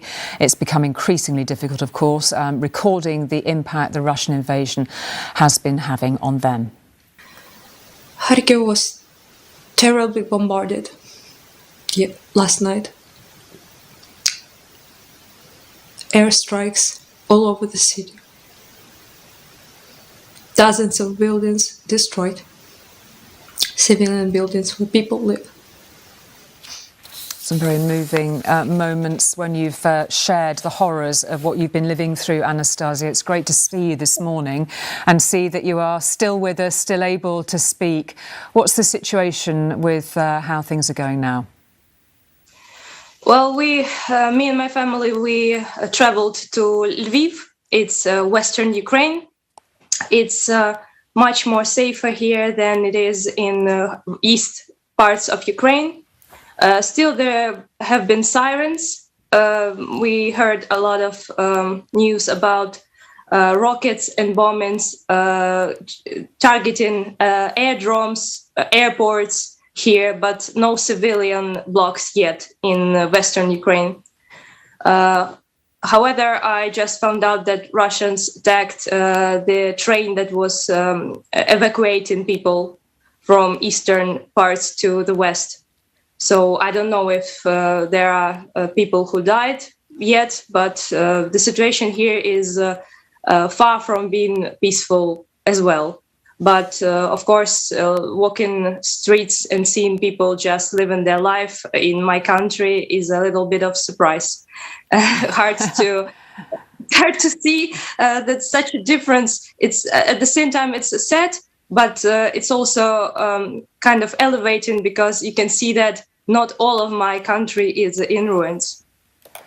It must have been terribly difficult getting out of Kharkiv, leaving your home behind, but knowing that there was no option really, Anastasia. Just talk to me about that journey and how difficult it was. It was a long ride, yes. It was, I don't know, it's like 1,200 kilometers. So it's a long ride. We managed to get here in somewhere around 24 hours. So it's really, we were really lucky actually, because people are stuck on the roads. There is a lot of traffic. People are waiting in cars in traffic for like days to get out, because most people go west and then they are trying to get to Poland because Poland is very accepting of our refugees, and we know we are treated good there. We also have connections to Poland because many Ukrainians work there, have friends there. So it's kind of like the main destination for most people, I guess. I and my sister and our parents are not leaving Ukraine currently. We are staying in Lviv right now, but we will have to move soon, because we cannot stay in this house any longer for various reasons. So we will be trying to find a place to stay in central Ukraine, which is closer to my hometown, Kharkiv. It's a little bit closer to war, where active conflict is right now, but there are no bombings currently there. So, yeah. Actually, I'm a little bit happy to be closer to Kharkiv, despite it's being war-torn, because it can somehow maybe help better to provide money, food for Kharkiv, because many people don't have that right now. Their heat is a big problem, and it's really cold out here. It may be spring, but in Ukraine it's really cold. It's like minus 10 in Kharkiv Celsius. So it's really hard to survive. We have been without heat in Kharkiv before we left for many days. So I'm also a little bit ill, maybe because of that. I don't know. So, yeah. And also COVID is a problem still, despite everyone forgetting about it because of war. So people have need for medication that we can also try to send to Kharkiv, also things like diabetes and other illnesses, people with cancer and stuff. Our chats, volunteer chats, are booming with messages for people trying to find some medication for them, for their children, stuff like that.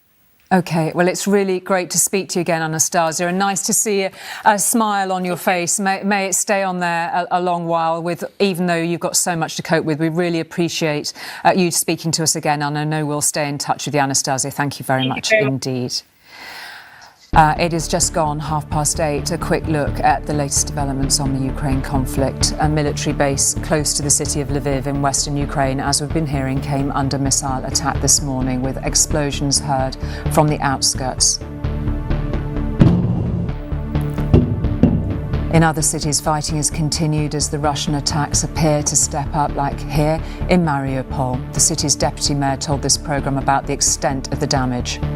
Some of people whom we talk in the morning told that there is no, Mariupol does not exist anymore. So it's totally destroyed, totally flattened.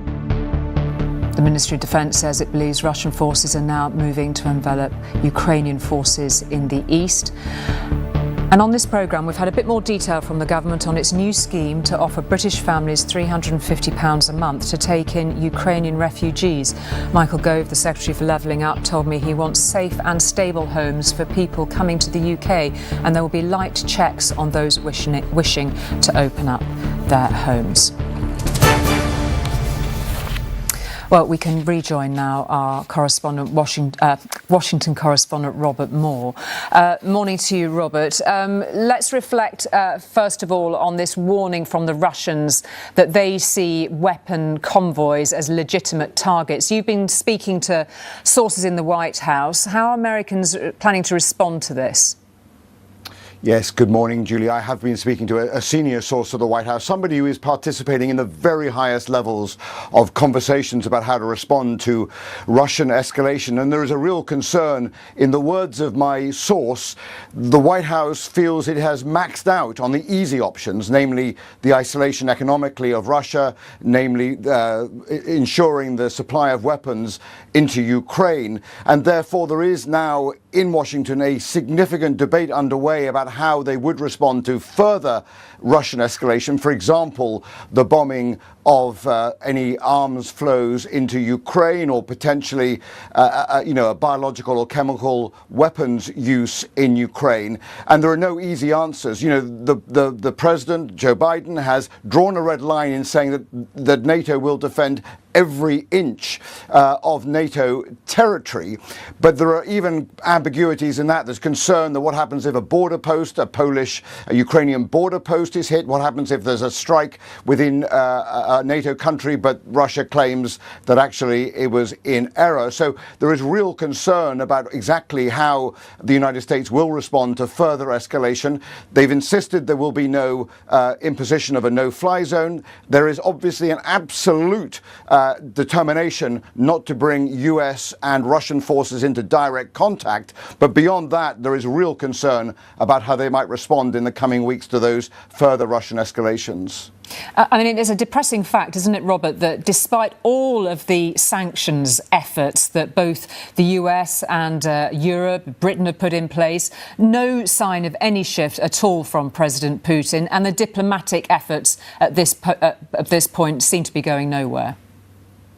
That's exactly right. This source to me was trying to ponder how long this conflict might last. He was exploring, look, it is possible the Russians will just give up and head north again. Seems most unlikely.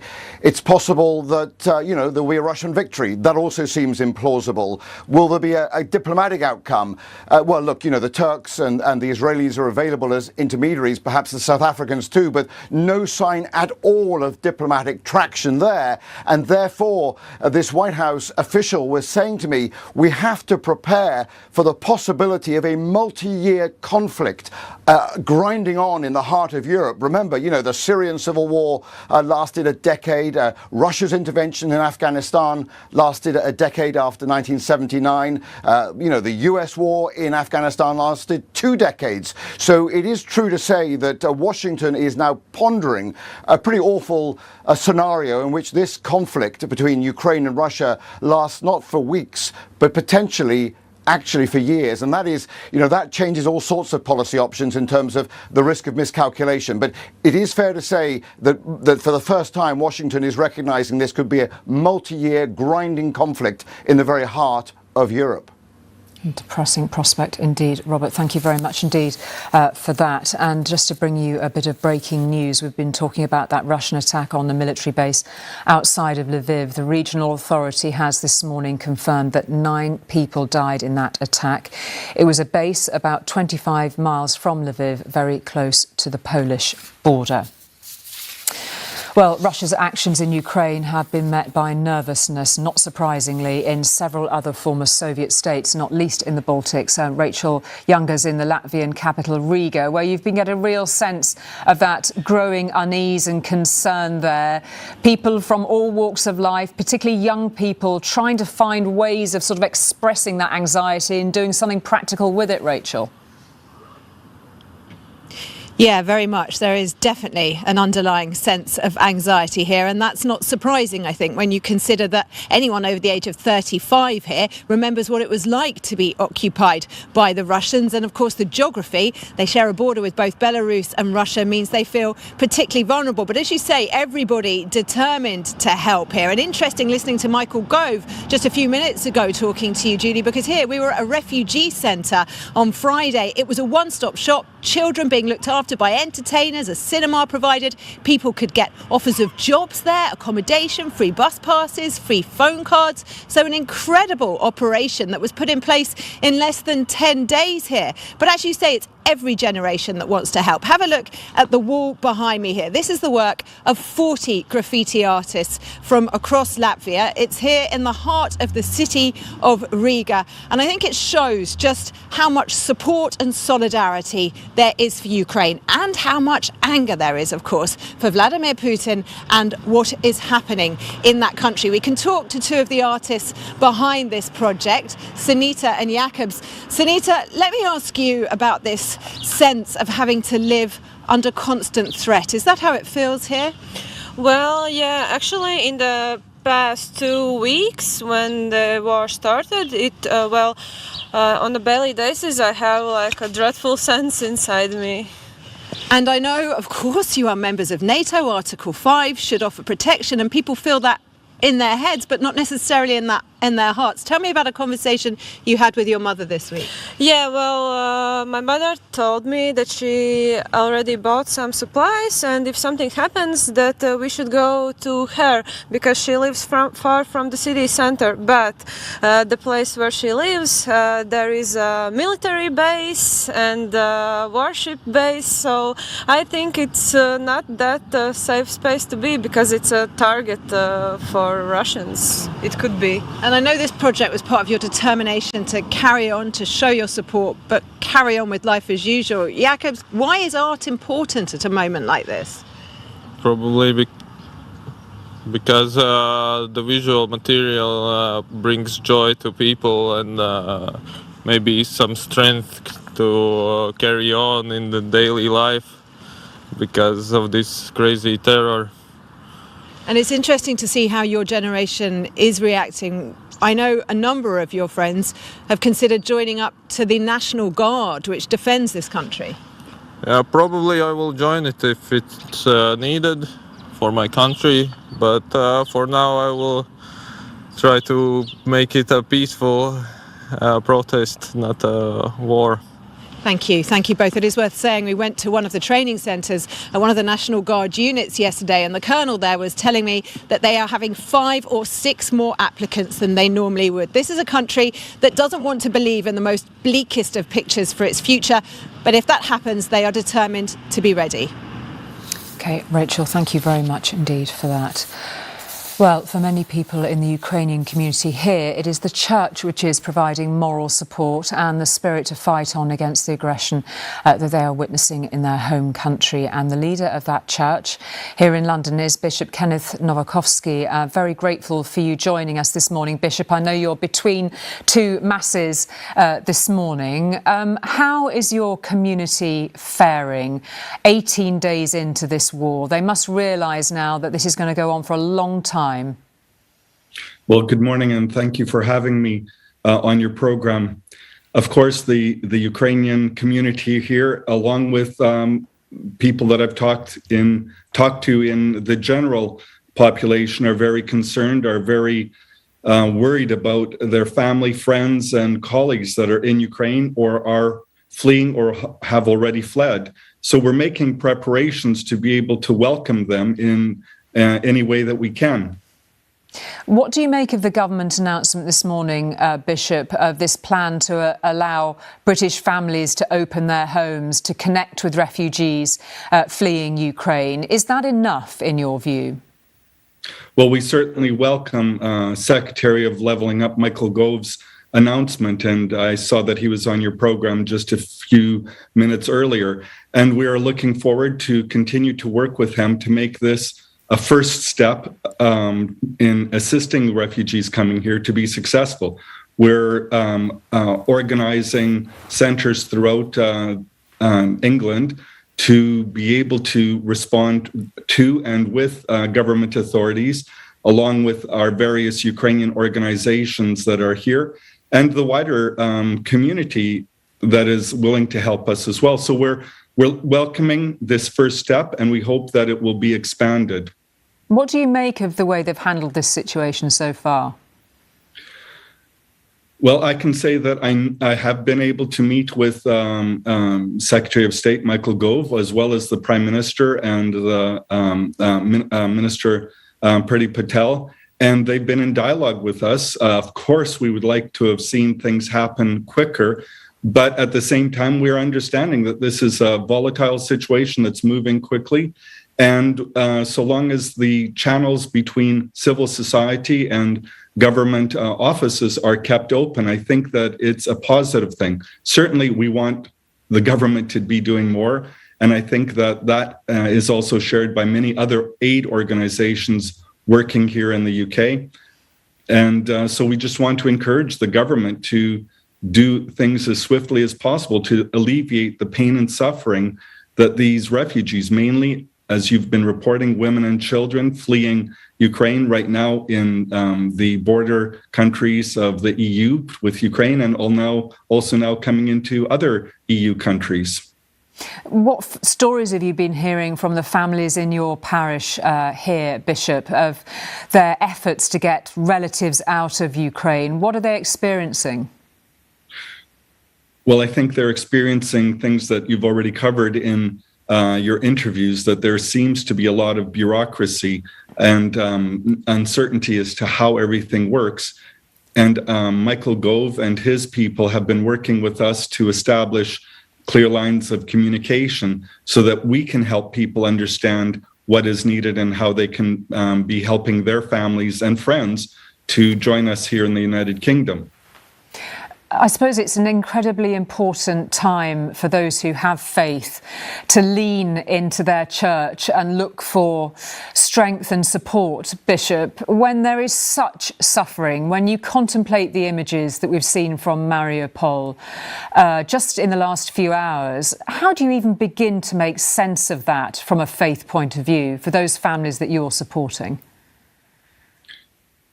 Well, from a faith point of view, I think all of the leaders of Christian and non-Christian faiths here in the United Kingdom have to be open to give hope to our people, hope to the people that are here, and to communicate that hope to our brothers and sisters in Ukraine who are obviously struggling. And so as a leader of a faith community, we try to not make sense of what's going on. I don't think there is anyone that can say why this is going on, but we are here to provide pastoral care, a place of welcome. Here in our cathedral in central London, in Mayfair, we've kept our doors open during the daytime so that people can come in, light a candle, say a prayer, or just have a moment of reflection. And I think that's one of the main things that we can be doing. Prayer, I think, is an important aspect of this. Prayer in allowing people to communicate with God and to know that they're not alone, that they belong to a bigger family. And we're feeling that from communities of faith, regardless of their religious background or denomination. People are wanting to show solidarity. And what about those members of the Russian Orthodox faith who've given support to President Putin? He's aligned himself very closely with certain church leaders.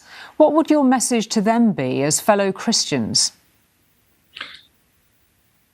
Well, we're praying for them. As hard as it may be, we know that Jesus has told us to pray for those who hate us, forgive them. It's a very difficult task when I am encountered with that, but I am praying that God will come into their hearts, that they will see what's going on. I don't want to judge them. I want to let them know that this is going on and that they can help by telling the truth, by speaking out what the truth is. I know you have another Mass to say very shortly, Bishop Ken, so we're very grateful for your time this morning. Thank you for joining us on ITV News, and we wish you all the best with your community that you're supporting here in London. Thank you very much, and God bless you and all of the viewers. Thank you, Bishop. Well, the impact of the war is incredibly hard on every civilian, it goes without saying, in Ukraine, none more so than the country's children. We've seen so many families escaping, parents and children clinging to each other for comfort. But what about the children who don't have parents? Well, a British charity has been helping bring orphaned children across the border into Poland, where they hope eventually to get visas to come to the UK.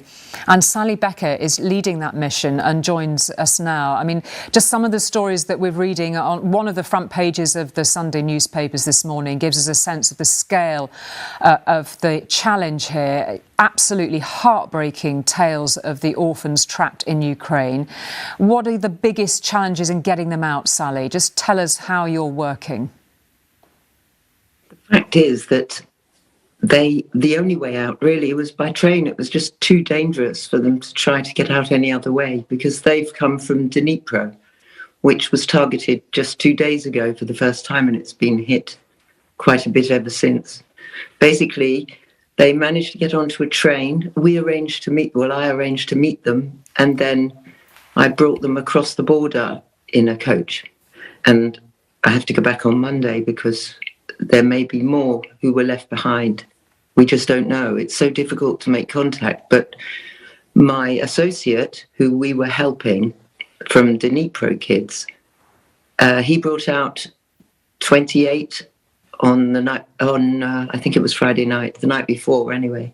And then they couldn't bring any more out. They didn't have transport. They didn't have funds. So we stepped in because I was going in anyway on a medical mission. And I suddenly was landed with nearly 20 children. So I was really just giving them a lift. I think you were doing a little more than just giving them a lift, Sally, just bringing them to safety. It's an incredible mission. How are they being cared for, these fortunate few that you've managed to get out and into Poland? What's their situation now? At the moment, we're in this converted factory hotel, and there's 48 of them, ranging from the ages of 2 to 16. And then we have one 19-year-old who has some medical issues. And that's it. We don't know, though, if there's going to be any more after I go in on Monday, but we'll see. And I'm very much hoping, of course, that we can bring them to the UK. And I've asked the British government to do that.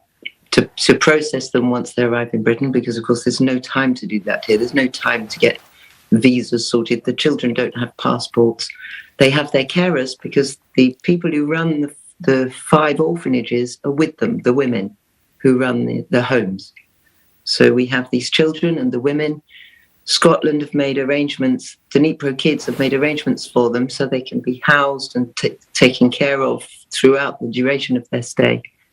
And my job is to fund this part of the mission, provide the transport, and to bring any children across the border, and then hopefully to get permission for them to come to Britain. And what response have you had from the British government on that so far? I mean, there are no more vulnerable people in this conflict than the children that are in your care. Well, the thing is, I only got them out completely yesterday, so I haven't really had much time to contact anybody, but I've spoken to the media this weekend, and so has Stephen Carr from Dnipro Kids. So we're just hoping that the message gets through. The thing is, I know the British public are going to want to help the children. They want to help Ukraine anyway. I've never seen anything like this. I've been in, I don't know how many wars over the last 30 years now, and I've never seen people so supportive of any conflict, of people in any conflict. So I have no doubt that Britain would want to take the children, and I have no doubt that the British government would be willing to accept them. It's just a case of logistics, really. It's just, how do we get them? I mean, we can arrange a plane to come and pick them up. We know that. It's just, we need to know for sure that they'll be accepted and they can be processed on the ground. Otherwise, the plane won't leave. They need that confirmation.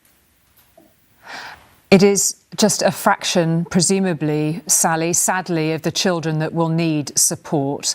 I mean, the dangers for lone children, orphans or children who've just become disconnected from their families or have been sent out just to travel on their own, it is incredible, really, isn't it? We know that there are traffickers hovering on every border. There always are in situations like this. It's hard to overstate what danger potentially they could be in. You are absolutely right. And at least with us, we're taking them all together. They'll stay with their family. Each child sees the person in charge, their guardian, as family. They call them mama. And so they need to stay together. It's like one big family. And they all know each other. They all speak the same language. It would be terrible to split them up. So they've got a place possibly on the edge of Loch Lomond, which would be superb. And they'll all be able to stay there together. It'll all be funded by the charities. And that's it. We know they're going to be safe. They're not going to be trafficked. They're not going to go missing. We've got them and they're with us. And I've got to leave them just for a day or two, just for this last mission. And then hopefully we'll be flying them to Britain.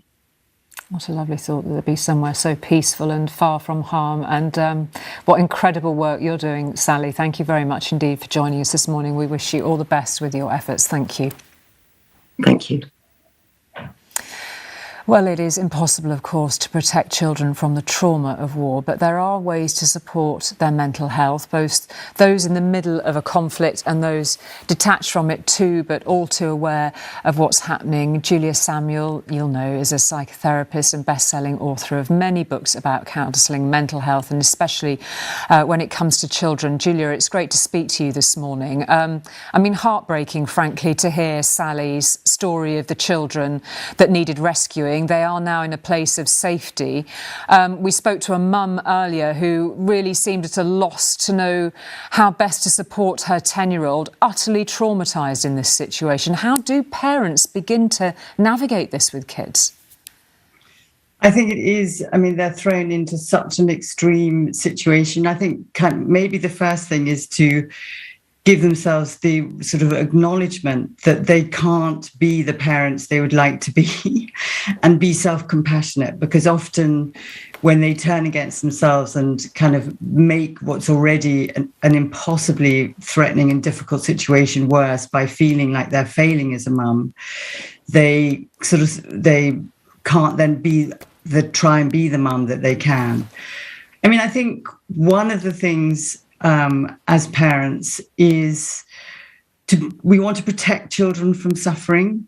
And in this case, they can't protect them, but to support them and tell them the truth and ask the children, what are they worried about? What are their fears? Often I work with families and they don't dare ask the children what they're scared of because they can't quite deal with it and don't want to know.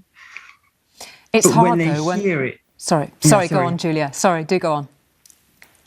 But when children, the question I always say to children is, what are your worries?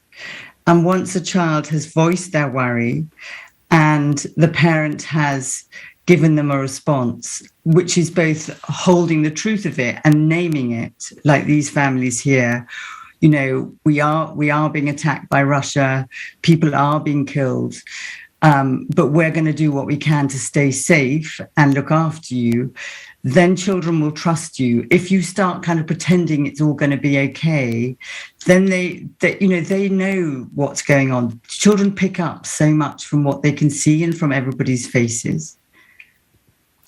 And I suppose one only has, the deepest of sympathy for parents who are traumatised themselves. I mean, it's hard to think about how they can care for others when they are in a permanent state of, vigilance and fear and terror themselves. It is. I mean, there are getting yourself to do the things that help stop being on hyper alert take some kind of discipline. But even if, as a parent, they did a 10-minute breathing exercise where they breathed in for the count of 4 and breathed out for the count of 7, that is a circuit breaker. It automatically brings down your levels of cortisol. And if they can do that, they kind of expand their connection to their capacity to think and cognate and feel. And so the way they communicate, the tone of their voice, how safe they feel in their body changes, and they mirror that to their children, and their children will feel safer. So you could do it as a family, even sitting in an air raid shelter, although it may seem a bit crazy, but to do something that lowers your system really helps you as a family, because what you don't want is to get into a cycle of kind of hyper arousal where it's increasing all of the time. One of the metaphors we use for families in traumatic situations is jumping in and out of puddles, so that you're jumping in the puddle and you feel very sad. You name your emotion, you name what's going on, you say how you feel. And then you do what you can to jump out of the puddle. The puddle. Maybe tell each other a story, listen to a story tape, do a breathing exercise, kind of remind each other of happy memories. Even that can soothe you enough so that you keep on a kind of more of an even keel, given the terrible situation that they're in. And just briefly, Julia, if you would, there'll be parents watching this morning that are trying to make sense of this for their kids in perfect safety here in the UK. Just some advice for those on how you talk to children about this war. So my first kind of response is to ask children what they know and what they understand and what are their worries, and then respond to what the children say. And again, if the children are to trust you, and because there's so much social media, you need to tell them the truth, but also the limit of your truth. And it would depend on the age of the child, their level of understanding. But you would need to say that, there's a war in Ukraine, Russia has attacked Ukraine, that people are dying. Because if you lie, then the people that, in order to protect them, which you do kind of from a good place, the children don't quite trust you. Julia Samuel, thank you very much indeed for your insight. It's great to speak to you this morning. Thank you very much indeed for joining us. Talk to you. It is 9 o'clock and you're watching a special ITV news programme on the war in Ukraine. The latest developments so far this morning. It's been confirmed 9 people have died in a Russian attack on a military base outside Lviv, close to the Polish border. In other cities, fighting has continued as the Russian attacks appear to step up, like here in Mariupol. The city's deputy mayor told this programme about the extent of the damage. Some of people whom we talk in the morning told that Mariupol does not exist anymore. So it's totally destroyed, totally flattened. The Ministry of Defence says it believes Russian forces are now moving towards Ukrainian forces in the east. And the government has told this programme more about its new scheme to offer British families £350 a month to take in Ukrainian refugees. Michael Gove says there will be light checks on applicants, but there is no limit on numbers. For everyone who is willing to provide support or a home to a Ukrainian family that are fleeing, then the government will stand behind them. We will provide that financial support. Well, in the last hour, officials in the western Ukrainian city of Lviv has said that 9 people were killed in a rocket attack on a military base near the border with Poland. Another 57 have been injured. Our global security editor, Rohit Katra, is in Kiev this morning. What more can you tell us as further details emerge about this particular attack, Rohit? Well, Julie, new details within the last half an hour or so, and actually you might just hear the air raid sirens have just started going off again here. This has become a sort of familiar sound, but there have been a couple of rounds so far this morning. The news overnight is really coming from close to Lviv, and we heard from officials there a short time ago about what appears to have been a Russian strike on a Ukrainian military facility. But we now know that this was a facility that was being used by NATO before the conflict. And of course, the context of this is that the Russians were saying yesterday that NATO resupply routes would be targeted, which of course opens the possibility of escalation, direct escalation between the Russians and potentially between NATO countries. And what we've heard from the authorities close to Lviv about this facility, which is very close, just a few miles away from the Polish border in the west of the country, is that, quote, according to preliminary data, more than 30 missiles were fired, the air defense system worked, a number of missiles were shot down, but 57 people are injured and are in hospitals. They add 9 heroes died, so we assume that to be Ukrainian members of the Ukrainian military. This is confirmed data at the moment. The fire is being extinguished, and that comes from the authorities in Lviv. I mean, we haven't really heard about this sort of strike very often so far west in Ukraine. This is a location that is significant in terms of its location, but potentially symbolic in terms of the activity that was going on there and what it might indicate about Russia's motives and tactics in the very near future.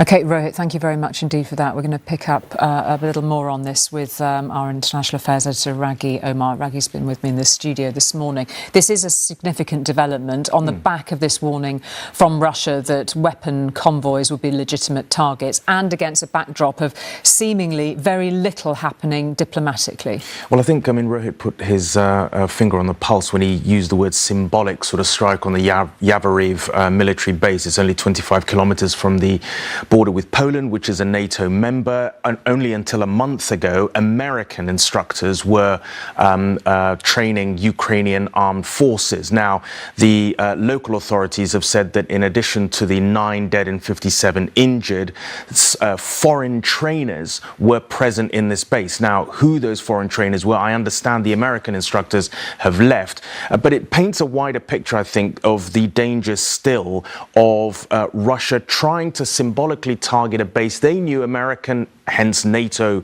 trainers were instructing Ukrainian forces about Russia's ability and desire to drag in at least the narrative that NATO is fighting this war by supplying lethal weapons in massive quantities, which are having an effect against their armed forces, by saying that those NATO convoys and supplies are legitimate targets, and now hitting a military base near the a NATO ally's border with Ukraine where foreign instructors are. So you can see the bigger picture of not only the danger of a contact point between NATO and Russia, but also Russia's growing narrative that it wants to, for its own domestic consumption, to say to its own people, as we've been hearing throughout the programme, who really have a very, at best, scattered picture about what's happening in Ukraine, to say to their people, this is a NATO attack on Russia. And just very briefly, Raghi, no great traction diplomatically. We know that Chancellor Scholz and Emmanuel Macron spoke to Putin. No sense of any movement as a result of that. No attempts. Naftali Bennett, the Israeli Prime Minister, has shuttled in between the Ukrainians and the Russians. There have been these talks in Turkey. Nothing has sort of happened. But it comes back to this point. What is Russia's and Putin's endgame? He has no sustainable political endgame in this, and I think that's the difficult problem. He has to continue militarily. OK, Raghi, thank you very much indeed for that. Well, we've been reporting for days now on the tens of thousands of refugees who are making their way out of danger in Ukraine and to safety in places like Poland. Well, our correspondent Rebecca Barry is in Przemysl in Poland and has just sent this to us. Well, we're at a junior school that's been transformed into a refuge for Ukrainian families. And in this narrow corridor, volunteers have created a playroom, a space for children to play with toys. So important after all they've been through. And I can show you down here into the school sports hall that's now packed with camp beds, 160 of them, each a bed for a person whose life has been turned upside down. And along here we have piles and piles of donated clothing that's being sorted and cleaned by the many volunteers here. And I'm joined by one of those volunteers, Kamal, who's just finished working a 12-hour shift through the night. Thank you so much for staying on to speak to us. I just wanted to ask why you chose to come and give your time to come and help here. I'm a psychology student and I've been a scout for 13 years. So I feel the need to help. I didn't want to just stay at home and give some money, especially since I don't really have that much. And can you describe to me the sorts of things you're doing here? How are you helping? We were just we have just finished taking sheets off and changing them, taking the garbage out, showing people around, distributing clothes, and doing pretty much everything we're asked to do by the people in charge there, also volunteers. Practical support, but as you say, you're a psychology student. I wonder how you feel seeing the trauma that people bring with them here, how that impacts you. Oh, the emotional baggage we have is it's pretty high. It's a lot, but I mean, we come here to help, we can't just break down. You must be exhausted, and so many like you giving up their time. I wonder, is there a danger that people like you will get burnt out, that they won't have the capacity to keep on helping all the people that need help here? I don't think. Even if some people just get burned out, there are so many volunteers coming here wanting to help from all over the country. I traveled here 300 kilometers, but I know there are people from like 700 and stuff like that. We run out of places for volunteers to sleep in, to have their bags in. Yeah, some more families coming through to use the playroom here. Well, thank you, Kamal. Thank you so much for your time, and thank you for all you're doing here. It is both depressing and heartwarming in equal measure, really, to see both the desperate need here, but also the heroic efforts of the volunteers. Indeed, Rebecca Barry reporting from Poland there. Well, earlier in the special programme, Michael Gove told us there will be light checks on applicants for a new scheme to allow Ukrainian refugees to travel to the UK, and that there will be no limit on numbers. The government's handling of the Ukraine crisis, particularly the lack of support for refugees, has been criticised by MPs inside and out of the Conservative Party. And one of those critics, the Conservative chair of the Women and Equalities Committee, Caroline Noakes, joins me now. Very good morning to you, Caroline Noakes. Has the government sort of begun to redeem itself in many people's eyes after a very thorny time on the issue of refugees, or not with this new announcement? This is definitely progress, and I'm really pleased to see Lord Harrington taking up the challenge. He was the man who implemented the Syrian resettlement scheme, hugely experienced in this area. So I'm looking forward to him managing to cut through the red tape to make sure that we begin to see action and not just words. What do you make of the way the system, it seems, should work between British families here, perhaps with the help of charities, linking with refugees in Ukraine, perhaps in Poland or another of the neighbouring countries? I mean, a lot of people will look at that and wonder whether the emphasis, the onus isn't now on those charities and the British public, rather than the government taking responsibility for it. Well, I think there's going to be a huge administrative challenge matching families with refugees. And I actually think that the charity sector, who already have databases of volunteers, are well placed to help in that. I think the important thing is that we make sure that the security checks are light touch. But also, I do have concerns about the level of DBS checking or whatever's going to be put in place to verify that the offers of help in this country are bona fide and safe. We don't want to put any vulnerable people, women, children, potentially elderly people as well, at risk in the UK. So it's important that we get this right, but it's absolutely imperative that it is done at enormous pace. And unfortunately, we haven't seen anything yet implemented at the sort of speed that it's going to need to be. You sort of put your finger right on the point of how vulnerable very many of these refugees will be. There will be very vulnerable, traumatised children, perhaps with parents, with their mothers, arriving in potentially British family homes with apparently not a great deal of support in managing a situation. I mean, for whatever people's goodwill is going to be, this potentially is a very difficult thing for families to deal with. Oh, this is going to be a huge channel. challenge.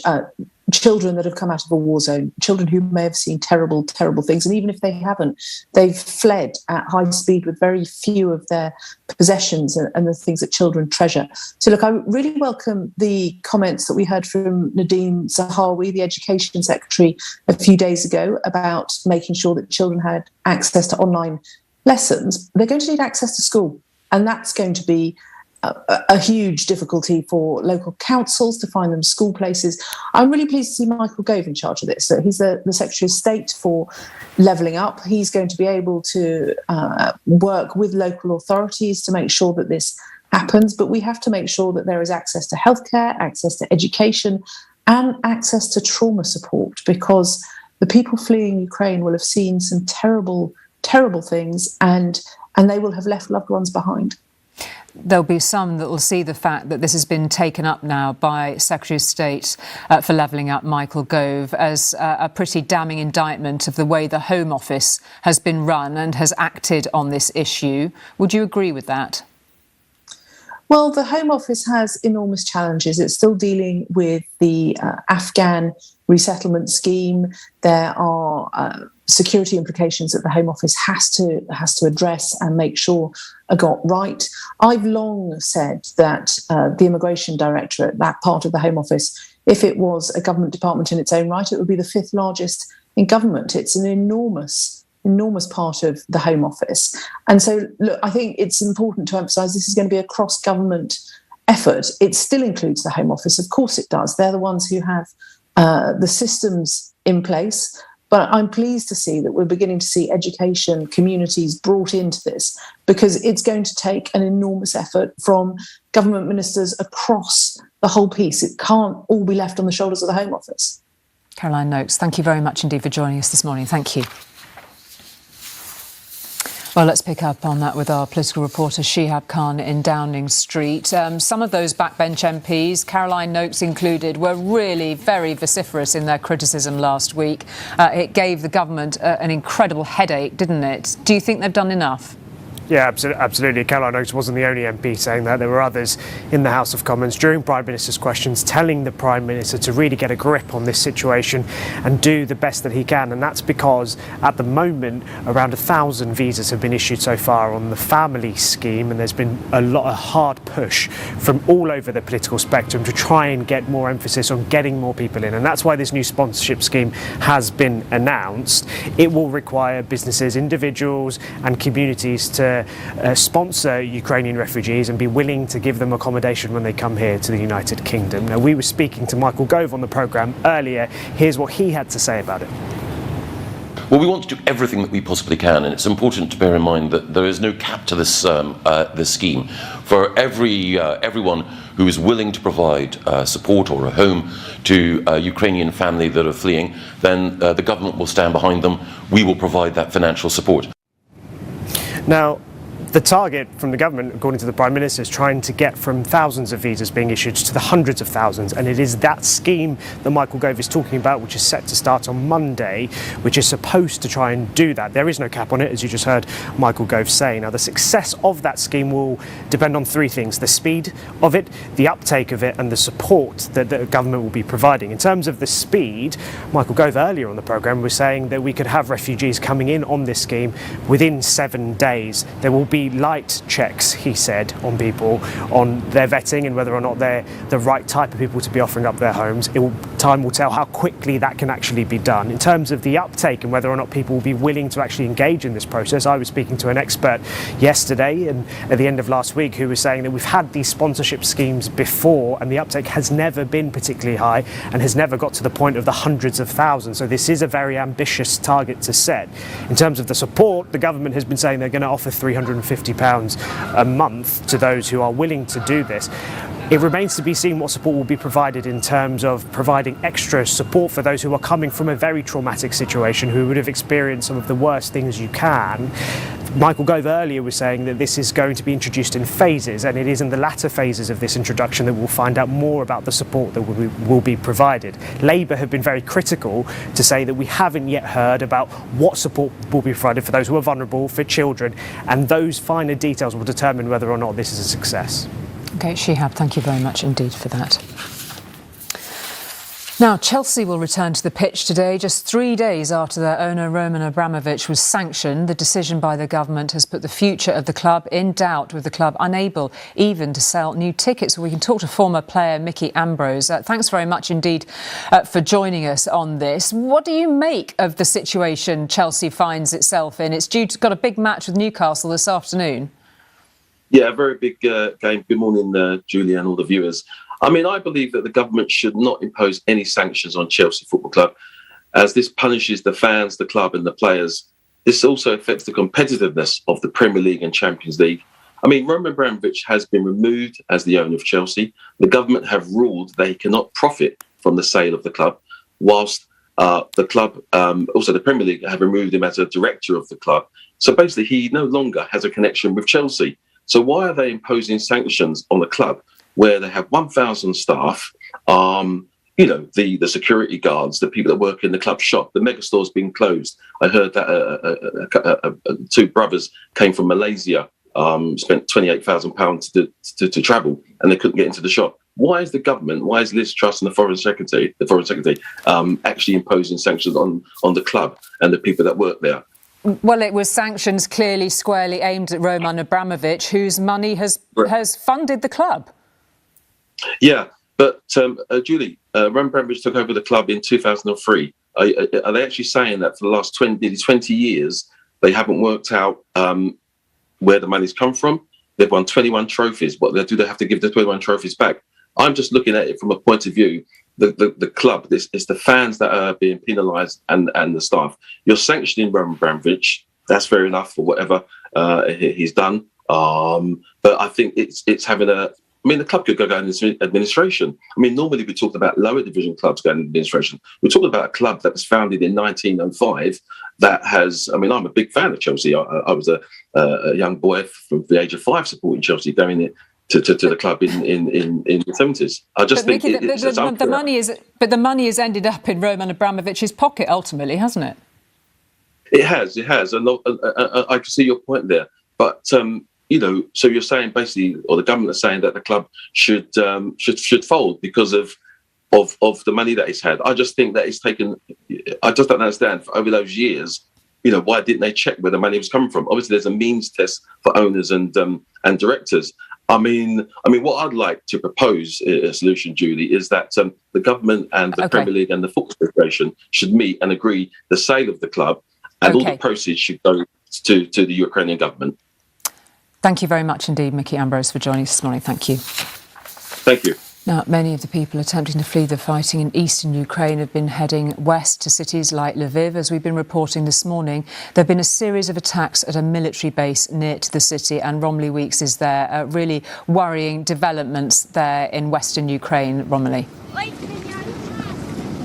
Yeah, absolutely. Lviv here in the west has been something of a sanctuary for hundreds of thousands of families who are fleeing the fighting to the east of here. You can see people arriving at the station behind me here, but overnight there was this uncomfortable development as the Russian attacks came very close to the city. For the past 3 nights there have been air raid sirens going off overnight, but last night you could actually hear the explosions from the centre of Lviv as this airbase just 25 miles from this city was hit. We understand by 8 Russian missiles. It has been completely destroyed. There are local reports that 9 people were killed and 57 people have been injured. This is an important development in Russian tactics in this war. Lviv is not only a crucial escape route for people fleeing to Poland and further into Europe, it is also a crucial supply line for medical supplies, food and weapons to get to cities further east of here. And this military base, not only the largest military base in the west of the country, but it is also pre-war. It was an area where there were joint training exercises between NATO and Ukrainian troops. It is just 15 miles from the Polish border, and today the mayor of Lviv has just released a statement addressing both President Biden and the Secretary General of NATO and saying, do you understand the war is closer than you imagine? Russia is already on your border. But Julie, I also want to show you a bit about what is happening at this station here, because tens of thousands of people, families fleeing the fighting, are still arriving here every day. It has got a bit more organised here than when we first arrived over a week ago. You can see that, oh well, there's an air raid siren just going off now actually. We will carry on. There are Red Cross tents, there are charity tents being set up here. There is food being supplied from soup kitchens. There are also fires set up because it is very cold. Over there in the distance are the buses that are heading to the Polish border.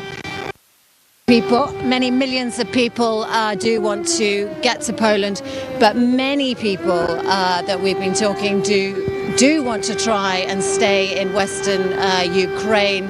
They want to stay close to their families, they want to stay close to their homes, but Lviv waking up this morning to this very uncomfortable news that the fighting has come very close to here. Okay, Romilly will allow you and well, there's very many people there to get to what shelter you can. Thank you very much indeed for that. Well, of course, not all those in danger in Ukraine make it to the safety of places seemingly like Lviv and onwards to neighbouring countries. Throughout this conflict, we're attempting to put names and faces to those killed in the violence that has engulfed Ukraine. One of those who lost their lives was Yulia Zeranovska. She was killed in the bombing of Kharkiv, her home city. She refused to leave, telling friends she would not go until Ukraine had won the war. John Ray has been hearing from her family. There was no mistaking her brilliance. It shone, say her friends, like a beacon for Ukraine's future. Yulia Zeranovska, maths prodigy, volunteer teacher turned war worker. Everybody around Yulia loved her. She was very talented and she was very bright. So, as her home city of Kharkiv burnt, Yulia risked her life to help victims, until last week, when she became a victim too. I hear a big explosion, and usually after such situation, Yulia texts me something like, I'm well. But in that case, in that time, she didn't. Yulia was among the brightest and the best. She was a maths champion, yet she put off an academic career to teach some of the country's poorest children. And when the war came, she refused to leave. Yulia said to me, her father recalls, imagine how many people have sacrificed their lives to live in freedom. And just a week after this, she was the one to sacrifice her life for peace and freedom. As they grieve, her parents shelter from the bombs that still drop. They have lost their precious daughter, but not the spirit of defiance that made her special. John Ray, ITV News. Well, let's get some final thoughts now from our international affairs editor, Raghi Oman. And Raghi, it's been fascinating to talk to you this morning, and we should pick up on that point that we heard from Romilly there, that warning from the mayor of Lviv after that attack just outside of his city, that this war is coming to NATO's doorstep. And just in the last 12 hours, that feels like a warning now that is being amplified. Yeah, I think so. It's been a message that has sort of been made by President Zelenskyy and his whole cabinet. If you think that imposing a no-fly zone is going to make NATO at war with Russia, you have to wake up and realize that this is a war for democracy and therefore a war for NATO. It's quite a different thing to stake that in terms of moral principle, which so much of this conflict of Ukraine is about. It's quite another thing to ask countries like sort of Britain and Poland to sort of fight. But as we say, these worrying developments around Lviv seem to suggest that we are closer to the possibility of a miscalculation that leads us into war with Russia, if I can put it in that context. We don't want to sort of unnecessarily worry our sort of viewers to sort of say that, we're going to find ourselves, with British troops and planes fighting with Russian planes and troops. But there is that possibility for a miscalculation. Stepping back in the wider picture, what is a possible off-ramp for Russia and Ukraine? I don't see one. The diplomatic missteps that have happened this past week don't suggest that there is anything on the table that would suggest that that's a possibility.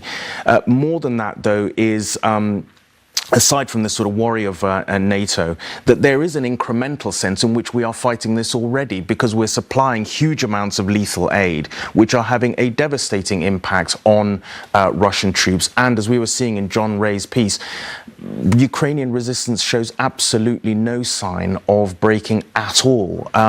So we are left in I wouldn't say a stalemate, but two sides in which there seems to be no possibility of peace at the moment, with the increasing danger that NATO is slowly being sucked into a situation where it could find itself not in a proxy war, but in some ways an indirect conflict. And just very briefly, not much sense of any diplomatic movement at all after that. No, I think one of the most interesting things this last week that happened was a testimony by the director of the Central Intelligence Agency, who said exactly that. OK, Raghi, thank you very much indeed for all of your insight this morning, those key developments then, that bombing outside the western city of Lviv, and a warning from the Russians that they would regard military weapon convoys as legitimate targets. Well, that almost brings to an end our programme this morning, but just a quick word about a new edition of the ITV News podcast, What You Need to Know. In it, Lucrezia speaks to our UK editor, Paul Brand, about the untrained Brits heading to Ukraine to fight. Paul followed them on their journey to join the fighting.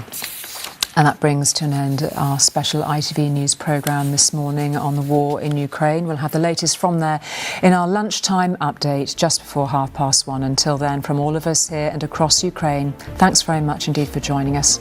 Have a good morning.